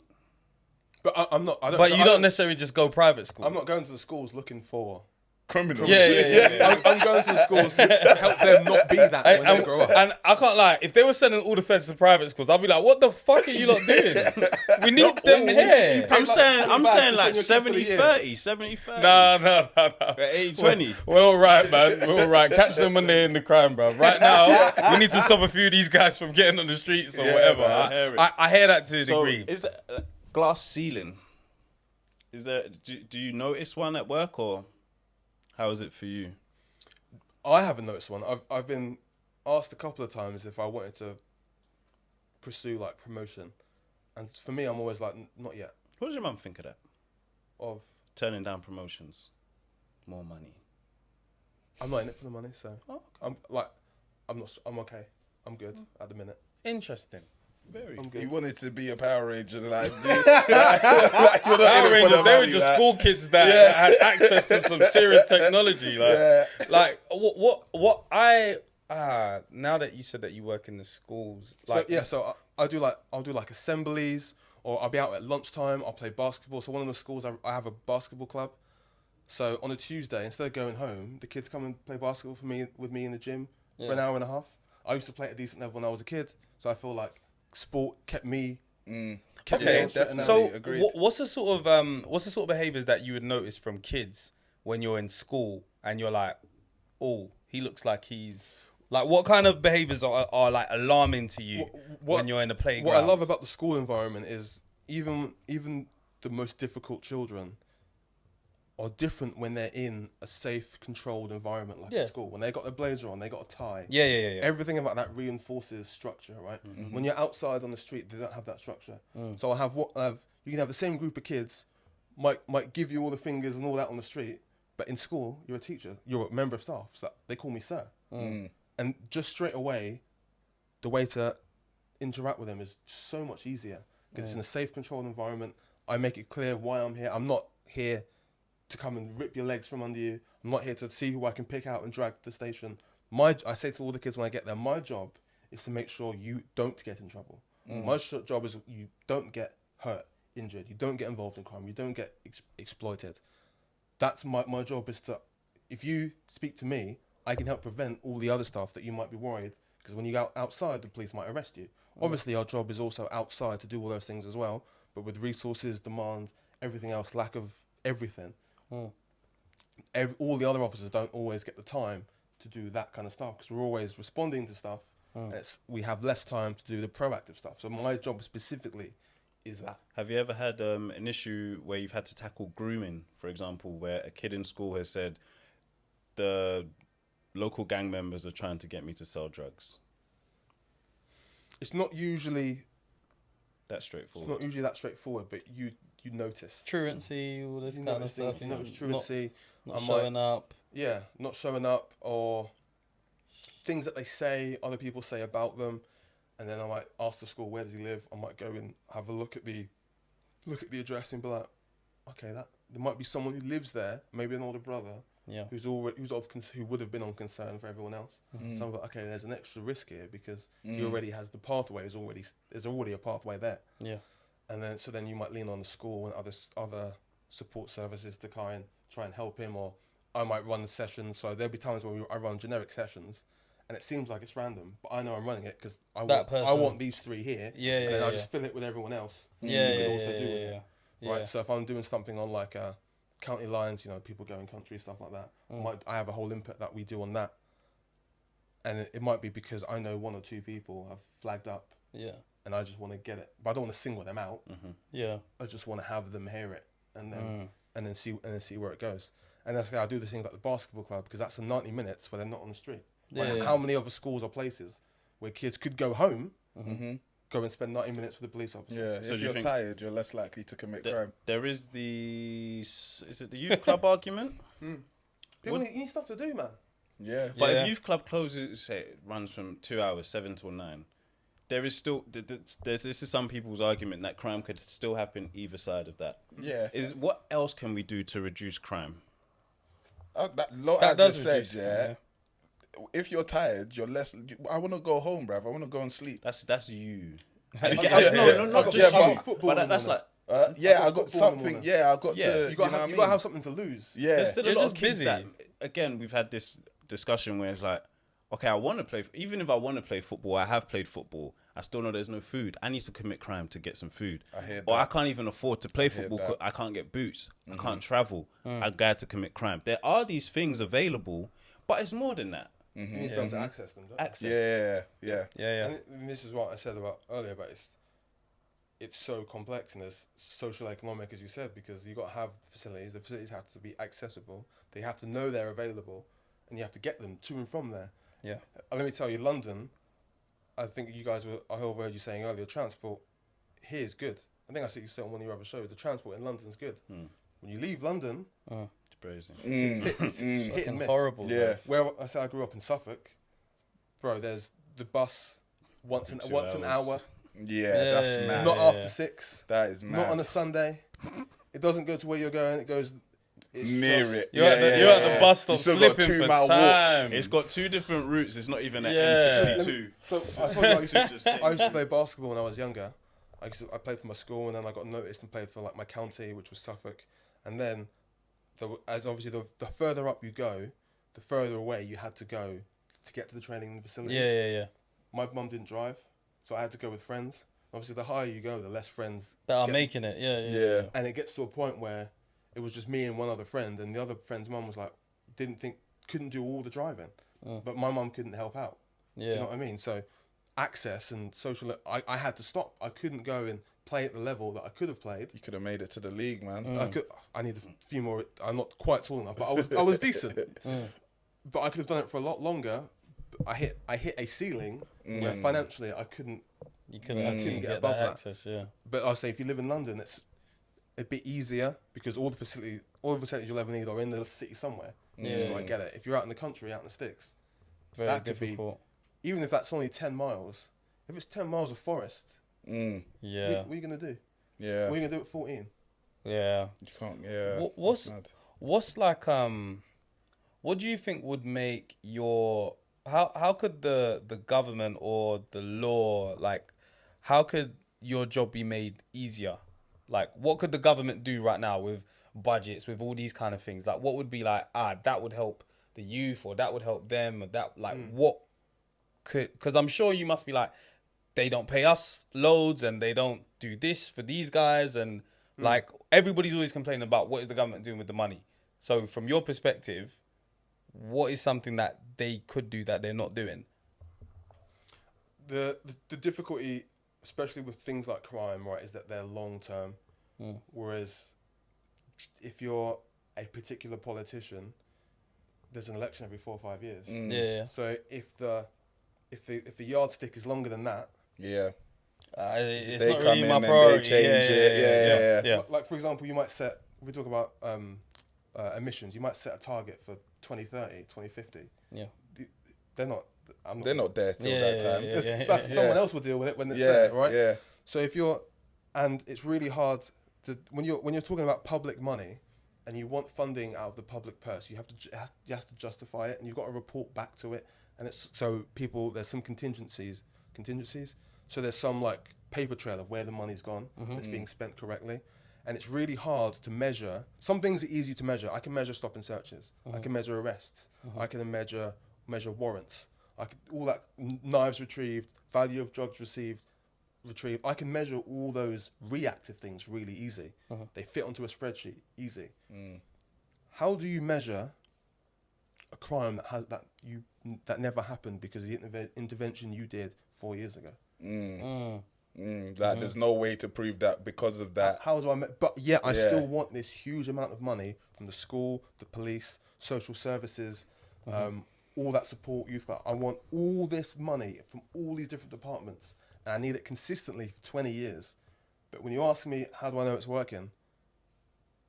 It's not that straightforward. How do I prevent? Almost like you need the crime to show that you need it. And you could say, well, crime drops, but it's not going to drop. It's not. If someone's already involved in that lifestyle, me opening a youth club, it's unlikely he's going to stop. It's his younger brother, the youngers that are going to come up. Yeah. You want to close those, give them more options, positive options, so that when they come up, they have those doors to walk through. If, unfortunately, you get to a situation where some young people, especially in my experience, where they've already chosen this, and to pull them off it is so difficult, especially when you said about earlier, the risks that they might have for dropping out. They already know too much information. Even if he doesn't say anything, they're going to assume. they might just, do you know what I mean? Yeah. So, and when I want that over a 20-year period, how do I get that funding? How do I justify the constant need for public purse if it's so hard to quantify? We're now starting to really like unravel that and be like, no, everything now, it needs to be longer term. Just keep going. Yeah. And we'll get it. Take the small wins when we know. Like, for example, someone might report something, or a kid might. I had an issue the other day before the summer, where a kid went missing. He went missing. We were worried about him, that he was going to, come to some harm to himself. And he wasn't replying to anyone, his girlfriend, his mum, blah, blah, blah. I'd worked with him a couple of times. I texted him on my work phone. 20 minutes later, he called me back. Because like, yeah, I'm here. Got up to my own car, not my work, because that's the car I had. Jumped in my own car, spun around, picked him up, brought him back. Good. I don't know what could have happened if someone didn't reach to him. But because he had someone he could speak to, I had that outreach to him. He texted me. He didn't call, his own other people didn't contact him. He didn't. He replied to me. How do you measure that? So, but what would you want though? Because that didn't really answer the question. Like, what would you want? Forget about how do I justify it? Because that's looking at them saying no already. If it was up to me, what would you want? The causes of crime. We spend a lot. The heartbreaking part about the police is you spend so much time dealing with things after they've already happened. Right. I'm happy to deal with it. Like post. But that means someone's already been hurt. Yeah. Really, I would have wanted to prevent that in the first place. On a minority report sort of thing. Yeah, pre-crimes. Yeah. So it would be the causes of crime. So it would be, like you said, deprivation. It would be remove the need for people to turn to crime because they can get what they need and a bit of what they want by legitimate means, right? People have things to look up to. There's other paths that children and young people can see that they can get to, and which is, side note, which is why I think what you guys do is so amazing, right? Because it shows other people you can do it. If you have the commitment, you have the idea, you've got a bit of talent, you can do it, right? It's not like someone who's born into obscene wealth, or a businessman, or someone who works in Canary Wharf or in London City who they never see. How do you visualize as a kid, working in London City? If you don't know it, who do you ask? How do I get there? What do they even do in those buildings? Yeah. I don't even know what they do in those buildings. You just see them wearing I know they suits. get paid, but I don't know how. Yeah. And it's being able to quantify that money, right? It's being able to see success. If the only success you see is success from the ends, is it that surprising? Right? If the only people you know with a nice car get the car like that. Their means to attain. That's all, like, you don't know the means of getting into that building, what they do in that building. You how can't else visualize now how the only you can person get you there know if with you nice can- trainers is Yeah. guys like this. The only people you know with nice cars, nice houses, people that get the attention from other respect from men and women. People who get respect from everyone is that. Yeah. Well, we all want respect. I want nice clothes. I want nice trainers. Okay. If this is the path, then let's do it. then let's do it, because everyone needs money. Everyone wants success. Everyone wants to look after their own. And if other legitimate paths aren't illuminated for them, it's harder. Yeah. Is there like in our jobs, like there's always a case of like, how the hell did this person get this job? Like, how did this person get this position? Nepotism, all these kind of things, right? Like, in your job, do you see those people where you're like, that guy needs to be evaluated because someone looked at his current situation? He's going through a madness at home. He shouldn't be in the office. Or has he had mental health assessments? And even what's your mental health like? Because I know when I'm even like when someone's got an issue and they're telling me the issue, I'm taking on that issue. Do you get what I'm saying? And that can probably affect me over time. I can't imagine what a therapist is like. They probably need therapists too. So for you who actually has to go out there, risk your life, hear all these problems, try and solve them, maybe fail sometimes, maybe get it right sometimes. What is your... It is emotional. How do you disconnect? Because you're always on duty. Something happens right now. You're a police I can't officer. even tell you what happened yesterday, bro. What happened? Yesterday, I'm in a popular chicken place, right? Yeah. I'm there with my partner, with my missus, right? I'm not at work. Yeah. We're supposed to go to a show later. These two groups of lads just start swinging at each other. I hear them arguing, blah blah blah. So I give my bag to my partner. I take my stuff off, valuables. Yeah. Give them over. So just take that. So I'm trying to be like the nice guy, like, guys, leave it. It's not worth it. You're in here. There's families. Like, just don't worry about it. Bro reaches in his waistband, and I'm like, no, not today. Yeah. Pulls out what looks like a dagger, starts waving it around. He hits his wrist on the table as he's waving it, and it drops right in front of me under the table. We both see it. I haven't identified myself. I'm just a man trying to get some food. Yeah. It hasn't identified. So I haven't identified myself. It drops. It's like a dagger with engravings on it, like Game of Thrones. Like I stand on it. He sees me stand on the guy who dropped it. Sees me stand on it. I'm like, bro, just go, leave. He's not leaving without it.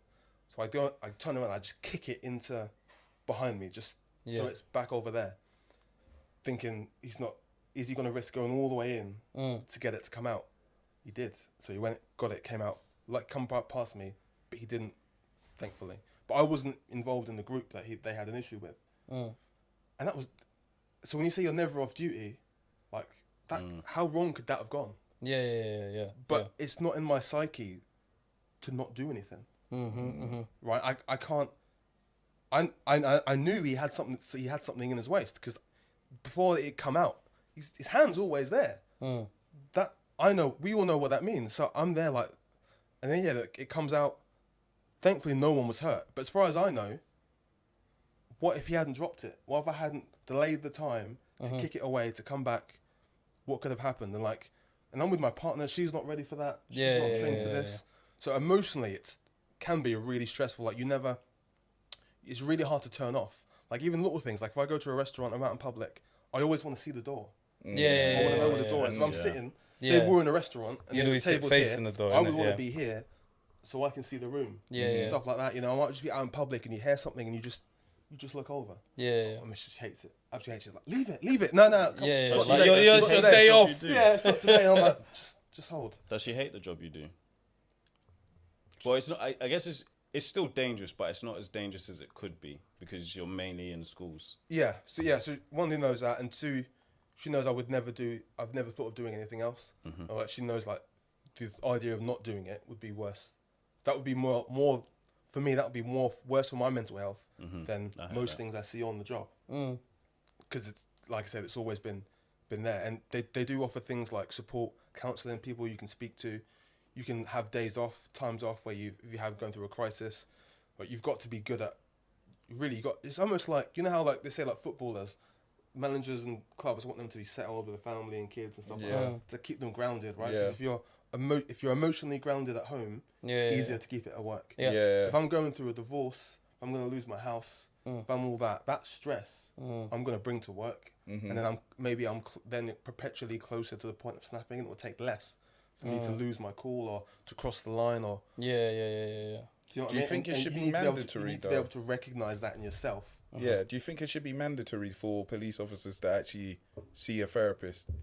Because to me, it's like we don't always self-assess correctly. Like I might be going through all of that, but I genuinely believe I'm fine. But then something happens and then straight away I snap and then everybody's like, "Raw, what happened?" Even me, I'm like, "Raw, I never realised it was affecting me like that." But if I spoke to somebody about it, I probably could have got to the root of the fact that I'm probably in trouble right now. There's been a couple times where I've thought about it, but it just subsided before. You know what I'm thinking about? If this camp, you're not men like with the doctors. You don't go straight. We don't go straight away. We wait a couple of weeks, right? Nah, if it's done, but you know how it is. Yeah. So there's been a couple of things where I've thought, okay, if this, let me give you a perfect example. There was a time where I was really uncomfortable around flies. Flies. Actual insects. flies. You're a police officer. I'll tell you why. Because I went to a job where someone had Been dead. Okay. Corpse. Okay. All right, that makes sense. They'd been there a while. It was August.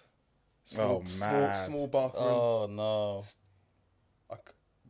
I don't have comprehension of the language of Yeah, the English to language explain, yeah. to explain the sight or the smell. It's horrific. Yeah. And there was flies everywhere, like horror movie amount of flies. And that was the first time I dealt with something like that. I did what I had to do. I'm there in the mode. I'm at work. I've got to take the person as respectfully as you can. I've got to report what's happened. I've got to get the guy I've got to help the coroner or the company who comes and take the body away, put them in the bag, take it away. And we were there for hours, flies everywhere. I'd never seen anything like that. At the time I thought, yeah, it's a bit, whoa, what is this? But I went home. But then when I got home, it was summer, so my flat, for the apartment that I live in, there's like bins just here, like the communal bins. So every once in a while in the summer, mine happened to be that facing, so they come in every once in a while, a bit more because they're there. And I noticed for a while that they made me really on edge. Yeah. They made me really on edge, and it was kind of reliving that. And I was like, I spoke to my partner about it, and I was like, let me just keep an eye on it. A couple of weeks, it was gone. It's fine. I hardly don't even think about it now, literally, until we spoke about it. But a lot of officers feel like sometimes get to the end of their service, and it builds up, and then maybe something might happen, and everything from the past 20 years might just come. Yeah. So you never really know. I've not been in a position where I've needed that. I've thought about it. There's a chaplain who comes in, a non-denominational chaplain who comes into our station every Wednesday. Had a few sessions with him about someone who was not very well, just like trying to get through that. But now, as opposed to maybe 30 years ago, is that they're really, really positive on that. They push you to get, after that job, the one I just spoke about, they sent me home early. So I ain't got to finish the shift. And they were like, come back when you need to come back. If you want a couple of days, take a couple of days. If you want to speak to someone, there's someone you want to speak to. I've been to quite a few jobs where there was like mandatory briefing, like I need to make sure everyone here is good. You don't have to say it in public. You know who I am. Email me, drop it, say something, and we'll put things in place to make sure that you're good. I haven't had to draw on those, but I know that they exist. If something does happen, I know I just need to call my sergeant, but like, can you sort something? I'm like, yeah, boss, no problem. Cool. Before we get out of it, we let our YouTube members and our Discord members know that you'd be coming today. Quick fire round. Yeah, quick fire round. So our most sensible listeners send us some questions. Because as I said, it wouldn't be appropriate for us to discuss a case from another force while the circumstances of it are independently investigated. The investigations needs to run its course, and the IOPC will issue an update in due course. I feel like I'm on ITN. So yeah, they sent some quick fire questions, so we'll just go through those quickly before we go home to our wives. The first one was, have you ever felt like quitting the force? COVID was the closest. Oh, Why? Because it was really, really difficult. I wouldn't have quit it, but it's one of the first times where I thought about. It's not that. It's that I didn't want to. It was only like 2 years in it. It's that I didn't want to come to work, right? So for me, my experience is if I don't want to come to work, it's not because I don't want to come and do the work. It might be because I'm tired. But it's never that I don't want to do what I have to do. COVID changed that because you're having to. In some way, you kind of became the fun police. Right, everything I've told you that I want people to do. Right. Overnight, I got to tell you, no, lads, don't come to the park and play football with all your friends. And plus, you probably didn't believe in it. You don't have to say yes or no to that, but you probably didn't believe in the policing you was doing. With things like, because we was 100% didn't. Yeah, we won't make you answer that. Don't worry about it. But like with things like where they were saying like if you have a block party, 10k fine, like them sorts of things. See, those are easier because someone's clearly taking the mick. But it's the lower level stuff, and someone's like, I know, but I ain't seen my brother or sister in ages. Nah, but I'm talking about, so when Boris and them men are having their parties, why are you pulling up on us? Like, obviously, you're in a different city. No, there's no way I could have possibly known. So how do you know about our party? We didn't invite you. Someone calls. There's snitches everywhere. That's what the problem. Man are having big block parties in an apartment. It's like little Notting Hill Carnival and wonder what we And man are like, the street off. who snitched? How did they know? You parked your cars at the traffic lights. You lock it off. Bare hazard lights. See, as pedestrian, man don't think. We don't think. We'll be like, how did they know though? Yeah, man, there's a snitch, man. These police are bored. People just drive past, and if we get the call at the time, we had to respond. I think the initiative we were given with 3 E's: engage, explain, encourage, and then enforcement was last. So to give someone a ticket, you'd have to go through all of those. Yeah. Because I really didn't want to. If I could get you to go home. Yeah. No, Remember I said about if you're pulling up on an 18-year-old and you're giving man a 10k ticket, like that would have been for someone who's for like a business thing. Businesses with 10k. Organisations. It wasn't for individuals. So what could we get? What's the maximum fine we could have been slapped with if we was doing? I can't remember the price, but it was a financial. It was noticeable, but not crippling. Okay. It's crippling. It's all crippling right now. We're just trying to have some fun. And again, well, I wouldn't usually want to interrupt that fun, but you got to try and think. I'm trying to do it for at times when we were losing 1,000 people a day. The first duty as a police officer is protect life. Safety, So you've got to extrapolate from that I'm doing this. We were losing like 1,000 people a day. If anything else was going around the street, knocking off 1,000 people a day, they'd be outraged. But this, because it kind of creeps like the frog in a slow boil, and it took a while for people to start to know people personally that happened. So it was trying to keep, but yeah, that was difficult because I want people to have fun. I want people to see their families. And having to have the same conversation every 10 minutes. Like, I know I haven't seen people genuinely haven't seen their family members, and like genuinely become emotional, or their nan or their mum who lives far away. That is the opposite of what my job. But at that time, that's what you had to do. It was. I trying to remember. It's for life and limb. It's for your safety. I know you want to see your elderly nan, your elderly mum. But you've got to think what you could be bringing to. That's the only time. That's cool. Do you think prisons rehabilitate people? I think they should. Whether they do is a different question. Good answer. Didn't answer, but you answered. You answered. What did you do the night before your first day? Did you put your clothes on the bed and just like... what's that meme with the bed with the green shirt and the shorts? I had my phone something like that. Jordan just parked off at the bottom. What did you do the night before? My first day... Nervous wank, bro. What the fuck's wrong with this guy? Get a load of this, buddy. Possible. I was just excited. Like, couldn't wait. The thing you get when you're a new officer is like you're almost like an excited child at a birthday party. You hop off the van, get out the car the first time, and you're just like, okay, what do we do now? First day is just and your trainer's like, right, hold, like almost like on a leash. You got bare e-training. I've done all the spreadsheets. I've done all the NCALs, which is like the e-packages. I've done the classroom. Like I want to get and do it, and then you come with that huge enthusiasm. And it's about like tempering that and managing. Learning the expectations of the job, but so the night before I was just excited. I had my kit was already. I'd seen my station. I just wanted to get there. I couldn't sleep. You imagine I wanted to do this since I was 8 years old. Do you go and collect the kit, or do they send it to you?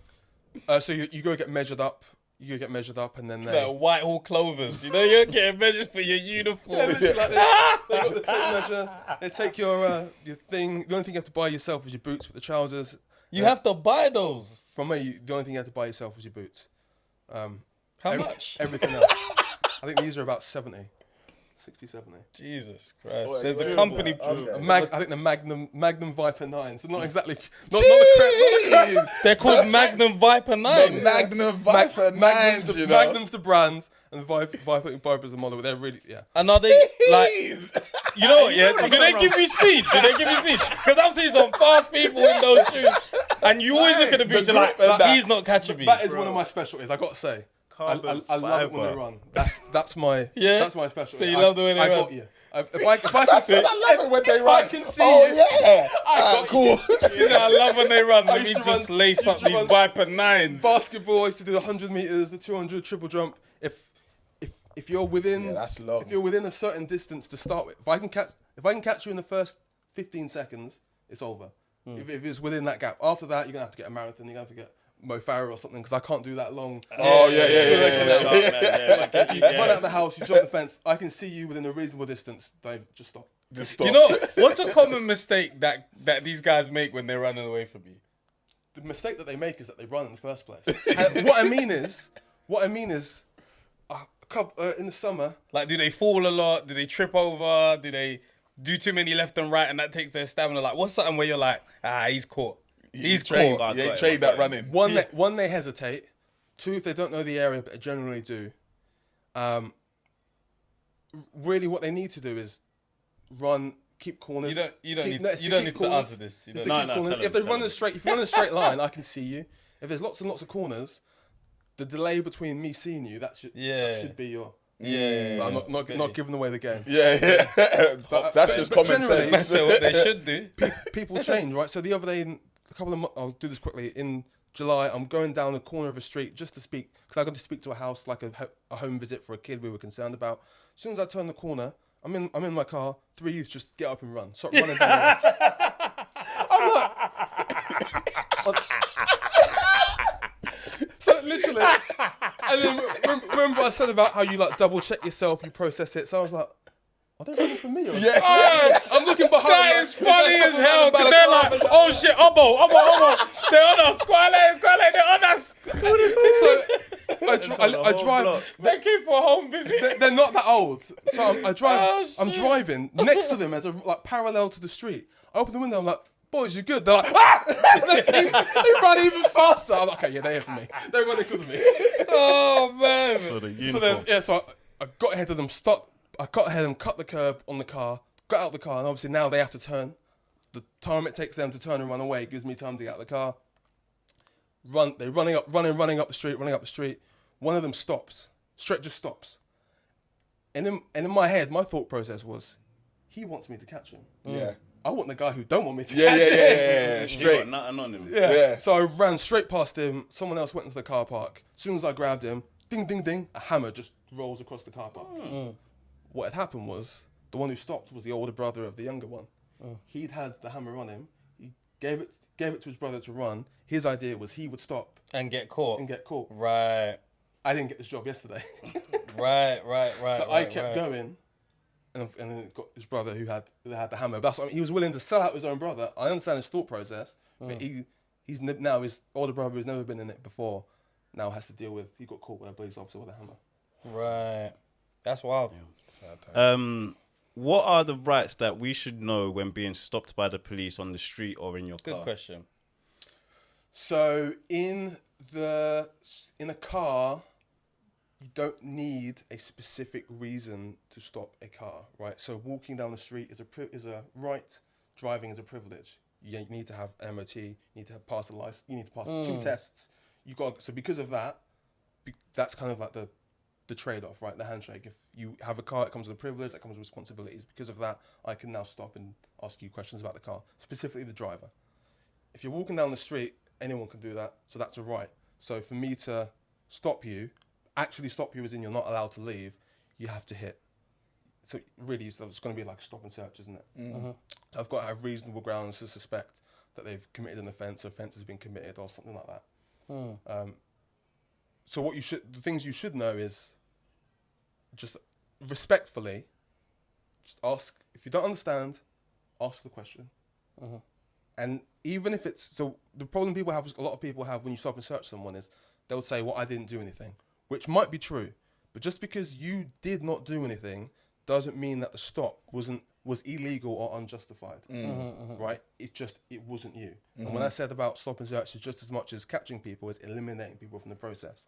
So if you're in the wrong place, you're in the right place, the location, all that kind of stuff, and it's not you, I understand your grievance that you were stopped, especially if that happens a lot of the time in your life, right? It's not the first time. But that doesn't then necessarily mean that the officers are doing something wrong. They're going on the information that they've got. You, for one reason or not, fit this description, the place, the location. The criteria is met, so we're going to do the stop and search. You are entitled to, when you stop and search someone, there's a list of things the officer has to say to you, which is like the acronym, which is like go wisely, the grounds, the objective. You got to identify yourself, the law that allows me to do this, and then you ever get say they can give you a reference number. That's when it's like, so if you have an issue, you don't like how you were treated or whatever, this is your reference that this happened. Because for a stop and search, they don't have to give their name. So a lot of people have complaints where they didn't take the reference number, they didn't give their name or anything. So when they go to maybe make a grievance, I don't know, I don't got no information. So at the very least, get the reference number. If you don't want to give your name, you don't have to. For a stop and search specifically, you don't have to. There are scenarios where you do, but stop and search, you don't have to. Interesting. If you're in a car, you're a driver. The driver does, because driving a car isn't a right. It's a privilege. Yeah. Okay. Final question: did you get any negative backlash from your family when pursuing this career? No, generally not. Because it was not. It didn't come as a surprise. That's what I'm saying. They're probably thinking this guy's going to be a police officer. Yeah. I didn't. People stopped doing stuff around you ages ago. That's how I When he didn't was have to watching come Power out. Rangers at 2 a.m. No school uniform coming in dressed as a Crazy. yeah. So it was never really a surprise. I always wanted to do it, and I say everyone in my family knows. Everyone who knows me personally knows that why I'm here, why I do it, and I hope that I've been able to communicate that. Could you arrest your son? Do you have kids, by the way? No. Would you have kids? One day. Okay. Would you arrest your son? Would I arrest him? No. One, I wouldn't be allowed unless it was extreme circumstances due to conflict of interest. Depending on what they've done, if you're saying would I snitch on my son or tell on someone, it's got to be a Serious. Generally, you'd think, right? If he's killed someone, then I don't have the right to make that decision on behalf of someone else's family, right? So if it was something like that, then yeah. But you would hope that my son wouldn't get involved in that. I'll be on him quick. But yeah. Yeah, thank you, man. I think it's a tough time right now. Like we said, it's like the relationship strained. Yeah, for sure. And like these type of things don't happen. It doesn't happen every day, but when it happens, it lasts a long time in our minds. But it happens in the media because it happens a lot more than we know of. But you've also and it's hard to contextualize. Like we see the things when it goes wrong, but there's thousands of moments of police contact all the time that end in exactly how it's supposed to. The right outcomes are made, but that doesn't make. No one's telling a story on that. Yeah, but it's one of those things of, well, that's what's supposed to happen. So it's a cleaner's job, isn't it? Yeah, like if you're doing your job right, do you want a cookie for looking after your kid? Like, you was paid to do that. But the thing that's unique about the police is the risk, right? It's if you're managing risk, doesn't matter how well you manage it. At some point, sometimes that risk will blow up in your face. Then it's about how you respond, how you respond to that. And like I said, if people understood. Remember I said about, I want to take down this guy. You take one leg. If people understood all that process, then the initial reaction wouldn't necessarily be that we've done something wrong. If people understood better that, and it's when I say people understood, I mean it's just as much on us to communicate as I don't think that's communicated at all. As it is to receive that, your rights when you are stopped and searched. That if there's a guy, it's safer if there's 6 of me versus 1 of me because I don't have to resort to any of my kit. I don't have to taser you. You take a leg, you take a leg, you take an arm, you take an arm. Bring him down, rear stack handcuffs, and it's done. But it's not. That's how it should work on paper. If he's stronger, sometimes you might have to try to reach in and get an arm back, and it looks really, really messy. But everyone there knows what they're trying to achieve, doing something. And again, if you have more officers, there's a limit where there's no more room for officers. So you have people that stand back and watch the crowd. You might have someone who assigns themselves, which I've done before, as like the welfare officer there. So when they're dealing with him, I'm communicating with the person, like making sure that they can breathe, that there's no one's got their weight on his chest. All that kind of stuff. If there's more of us, there's more people who can do that. And of course, if there's more of you, in theory, hypothetically, there's more people who could intervene if something goes wrong. There's just you. You haven't. It's really, really difficult. And if you're an officer who's got the adrenaline up, it's easier for you to make that mistake. The more you come in, if I'm less involved, my adrenaline is lower, my clarity is clearer. So in theory, I can help manage the situation better. But when you see it on the video, it just looks like 5 guys jumping out, trying to box some guy up on the street. But it's supposed to be safe, not fair. Yeah. I hear that. Safe, I not hear it. fair. I get it. That should definitely be explained. I think there definitely needs to be some work to explain that. So at least when people see it, they're not just thinking, what the fuck is going on? They can just monitor it and ensure, but they're not thinking, why is there even 6 people here? And It's when it's jump out gang, because it's like jump out and it's like you don't even know what you're just taking a man down. Like, Yeah, it's the response afterwards that I think is the issue as well. Like when something happens and everybody's like questioning it, and is radio silence from the side of the police. If it's just happened, it's live, isn't it? Yeah, I hear that, but like, if there needs to be some humanity statements, like be human, innit? Let's be human, like not even like come out and say we're sorry for loss. Or I get it, maybe that now is admission of guilt or something, but the lack of humanity of somebody's like, I'm just saying in general, somebody's lost their life or whatever by the hands of the police. If that happens, are the police allowed to come out and say we are because I don't feel like I even hear we are investigating it until there's an uproar, and then now it becomes we are investigating it. If there is a situation where it's not investigated on its own, then that's genuine. That should be a genuine issue to contend. But generally, these things take time and process, but they should be reported and escalated as they should be. If they're not, then that's a different issue. If it's if it's a live job, then you just what do you say? Because I can't say. It's really hard to say this, but you can't necessarily apologize if you don't know you've done something wrong yet, right? Okay, someone passing away isn't how it's supposed to go, but you don't know what's happened yet, so you can't make a judgment either way. But when you talk about open generic things, then it's a bit more easier. But the conversation isn't in the mind when everything's. It's only when something doesn't, like when something does happen, and then then you want to know. But then is when you really can't. But there are avenues where people can, like you say, do the stop and search panels. If you want to ask a question to a police officer, in my experience, if they have the time, they will answer you.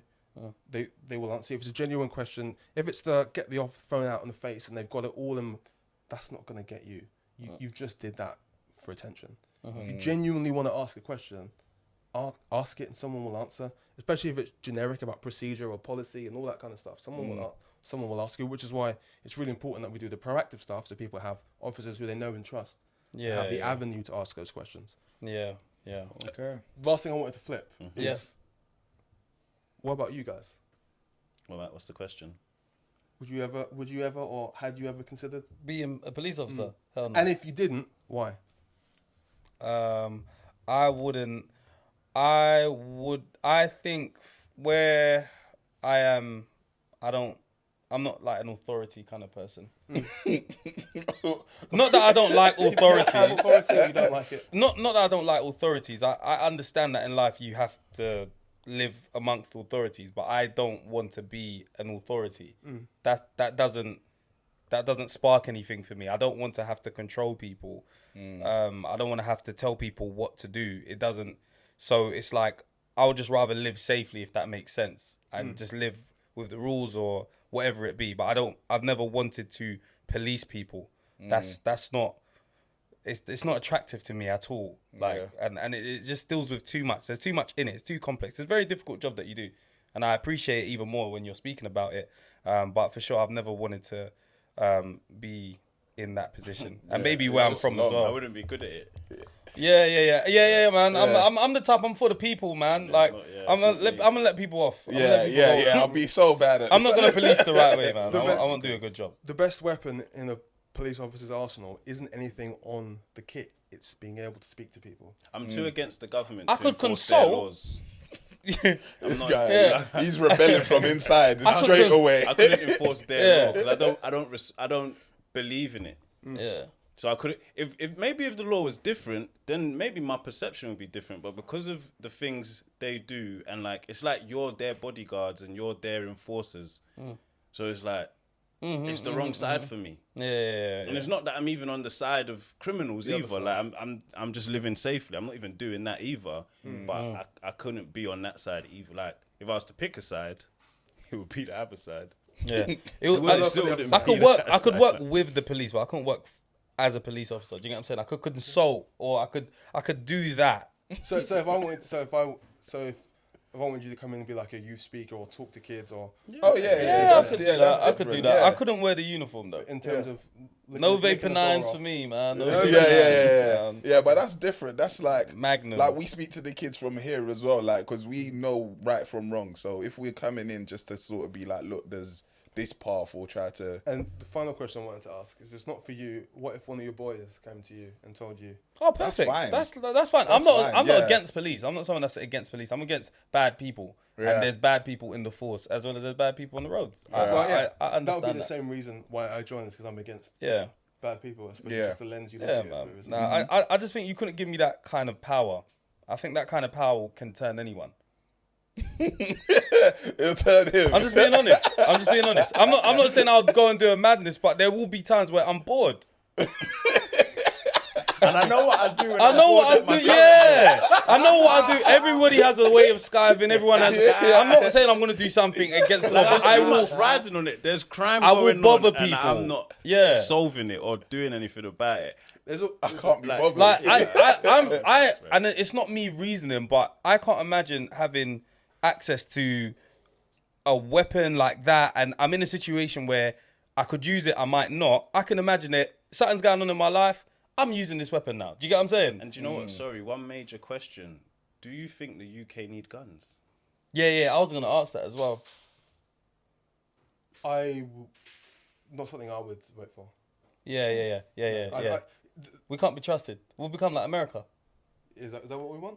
No. Yeah, and I think that's the one step that we're away from it, and why we don't see these incidents generally speaking, the public don't have access to guns, right? So if you didn't, why but we did, all the time, what every is the day, use of that? Yeah, you'd feel even more oppressive. Yeah. So the point is, we're supposed to police by consent, right? The police are the public are the police. We're supposed to police by consent. Generally, we generally have access to, or at least the things that we do have access to that you don't have access to, or at least they're not so far out of reach for you, like a baton or pepper spray or even tasers now. Do you know how long it took for people to approve tasers? Because it's such a leap up from what you're likely to experience. I'd rather it though. I'd rather you have the taser than the gun, or if you have a gun, rubber bullets, like something which isn't going to be fatal dart or something straight away. A rubber bullet will take someone down, right? I can't. Their job is their job is as different to mine as mine is to yours. Right. Yeah. Nah, rubber bullet. Let's go home to our wives. Yeah. Appreciate it. Thank you. Shout out again, all the members. Sign up if you're not a member already. There's merch. There's discount on merch depending on what tier you are in. But there's merch out there. Check out Trailblazer. It is in the link in the description. You got any Viper 9s? No, man. We might have to get them. No. We might have to customize those shirts for you. Get the low ones. Yeah. With the strap on the thing as well. Yeah. Oh yeah, we got cupcakes. We got cupcakes. Yeah, to your sister. Shout you out. Indeed. If the camera can see that. What, you got Instagrams? I do. It's Cakes by Mo. Cakes by Mo.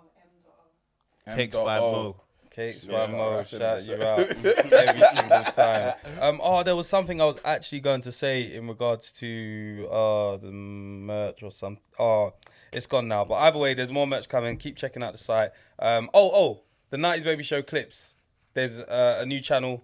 Oh, yeah. Subscribe to that. Everyone move over to that as well. We're going to obviously have a full podcast here. Then you got some other moments that are sorted there if you just want a quick 15, 20 minutes, whatever it be. So make sure you go subscribe to that. I believe that is it. Anything else to plug? Any message for the kids? Stay in school? No? Like Smokey the Bear, you know? Only you can prevent forest fires. My message for me, if speaking from the heart, is I genuinely love the work that I do. And so many of us genuinely love the work that we do. And we want more people to at least to consider and put themselves up. Put your hand up to be spoken. Put your hand up to be counted. we really want more people. We want a more diverse. And I don't even mean just diverse as in like on racial grounds. I mean diverse as in where you come from, where you live, your financial opportunities, whether you're male, female, or anything in between, or anything other, or all those. If you're a section of society who feels that you're not represented here, your voice is the most important. Your input is the most important. And we want to hear people who don't feel like they're heard by us. That's my message. If you think you fall into that category, or I would say Where can they contact you? Yeah. Me directly. I do have my own personal social media, but I don't have anything specific for work. So yeah, nothing I can plug for me. But depending on where you live, contact your local police force or police service. 999. Do you apply online? No, don't call 999. Like this guy. No. You can give it to him for that. You got any jobs? That's a last minute joint. You can give it to him because he didn't touch it the whole time. Hey, all of us got it, you know. All of us got it. I know that was a joke, man. I'm petty. I'm petty. Yeah, I'm petty. Can you just apply online to be a police officer? You have to go to the station. I did. Yeah, just online. Yeah. Yeah, fill out online. I think the basic requirements are like maths and English. Having to have gone. How do you need maths? Maths, because people like, as a police officer, your job is to have people lie to you. If I know maths, it's harder for people to catch me out. So I've been to a job where recovery or bailiffs were trying. It looks like they were trying to do something. There was an amount of money they said they had didn't quite add up. Right. I had to be able to quickly determine, look through the books and be like, well, that doesn't add up. Right. Maths And little things like that. So it just helps. Have you ever done a raid? Oh yeah. Well, is in like a warrant? Like and there's cash and drugs there. Yeah. You ever felt like? Never. Like they in the room thinking, whoa, this is bad. Proceeds, you know. I have the worst one I went to. I've been to a warehouse where they built a 3-story house made of timber inside an industrial warehouse. Each floor was a cannabis grow. It was completely self-contained building out of timber inside, and there was cash. There's things, but when you go there, your job is the job. It doesn't even occur to you to. See again. This is what I'm saying. That's what I'm saying. I'm gonna fail. The camera, everything's recorded. What am I gonna drop them? Like, what? Malfunctions, bro. There's malfunctions as technology, bruv. Yeah. Nah. Yeah, see what I'm saying? Yeah. Let's get out of here properly. Yeah, indeed. Other than that, you know the theory, bro. Nah, his baby's crazy. Cool.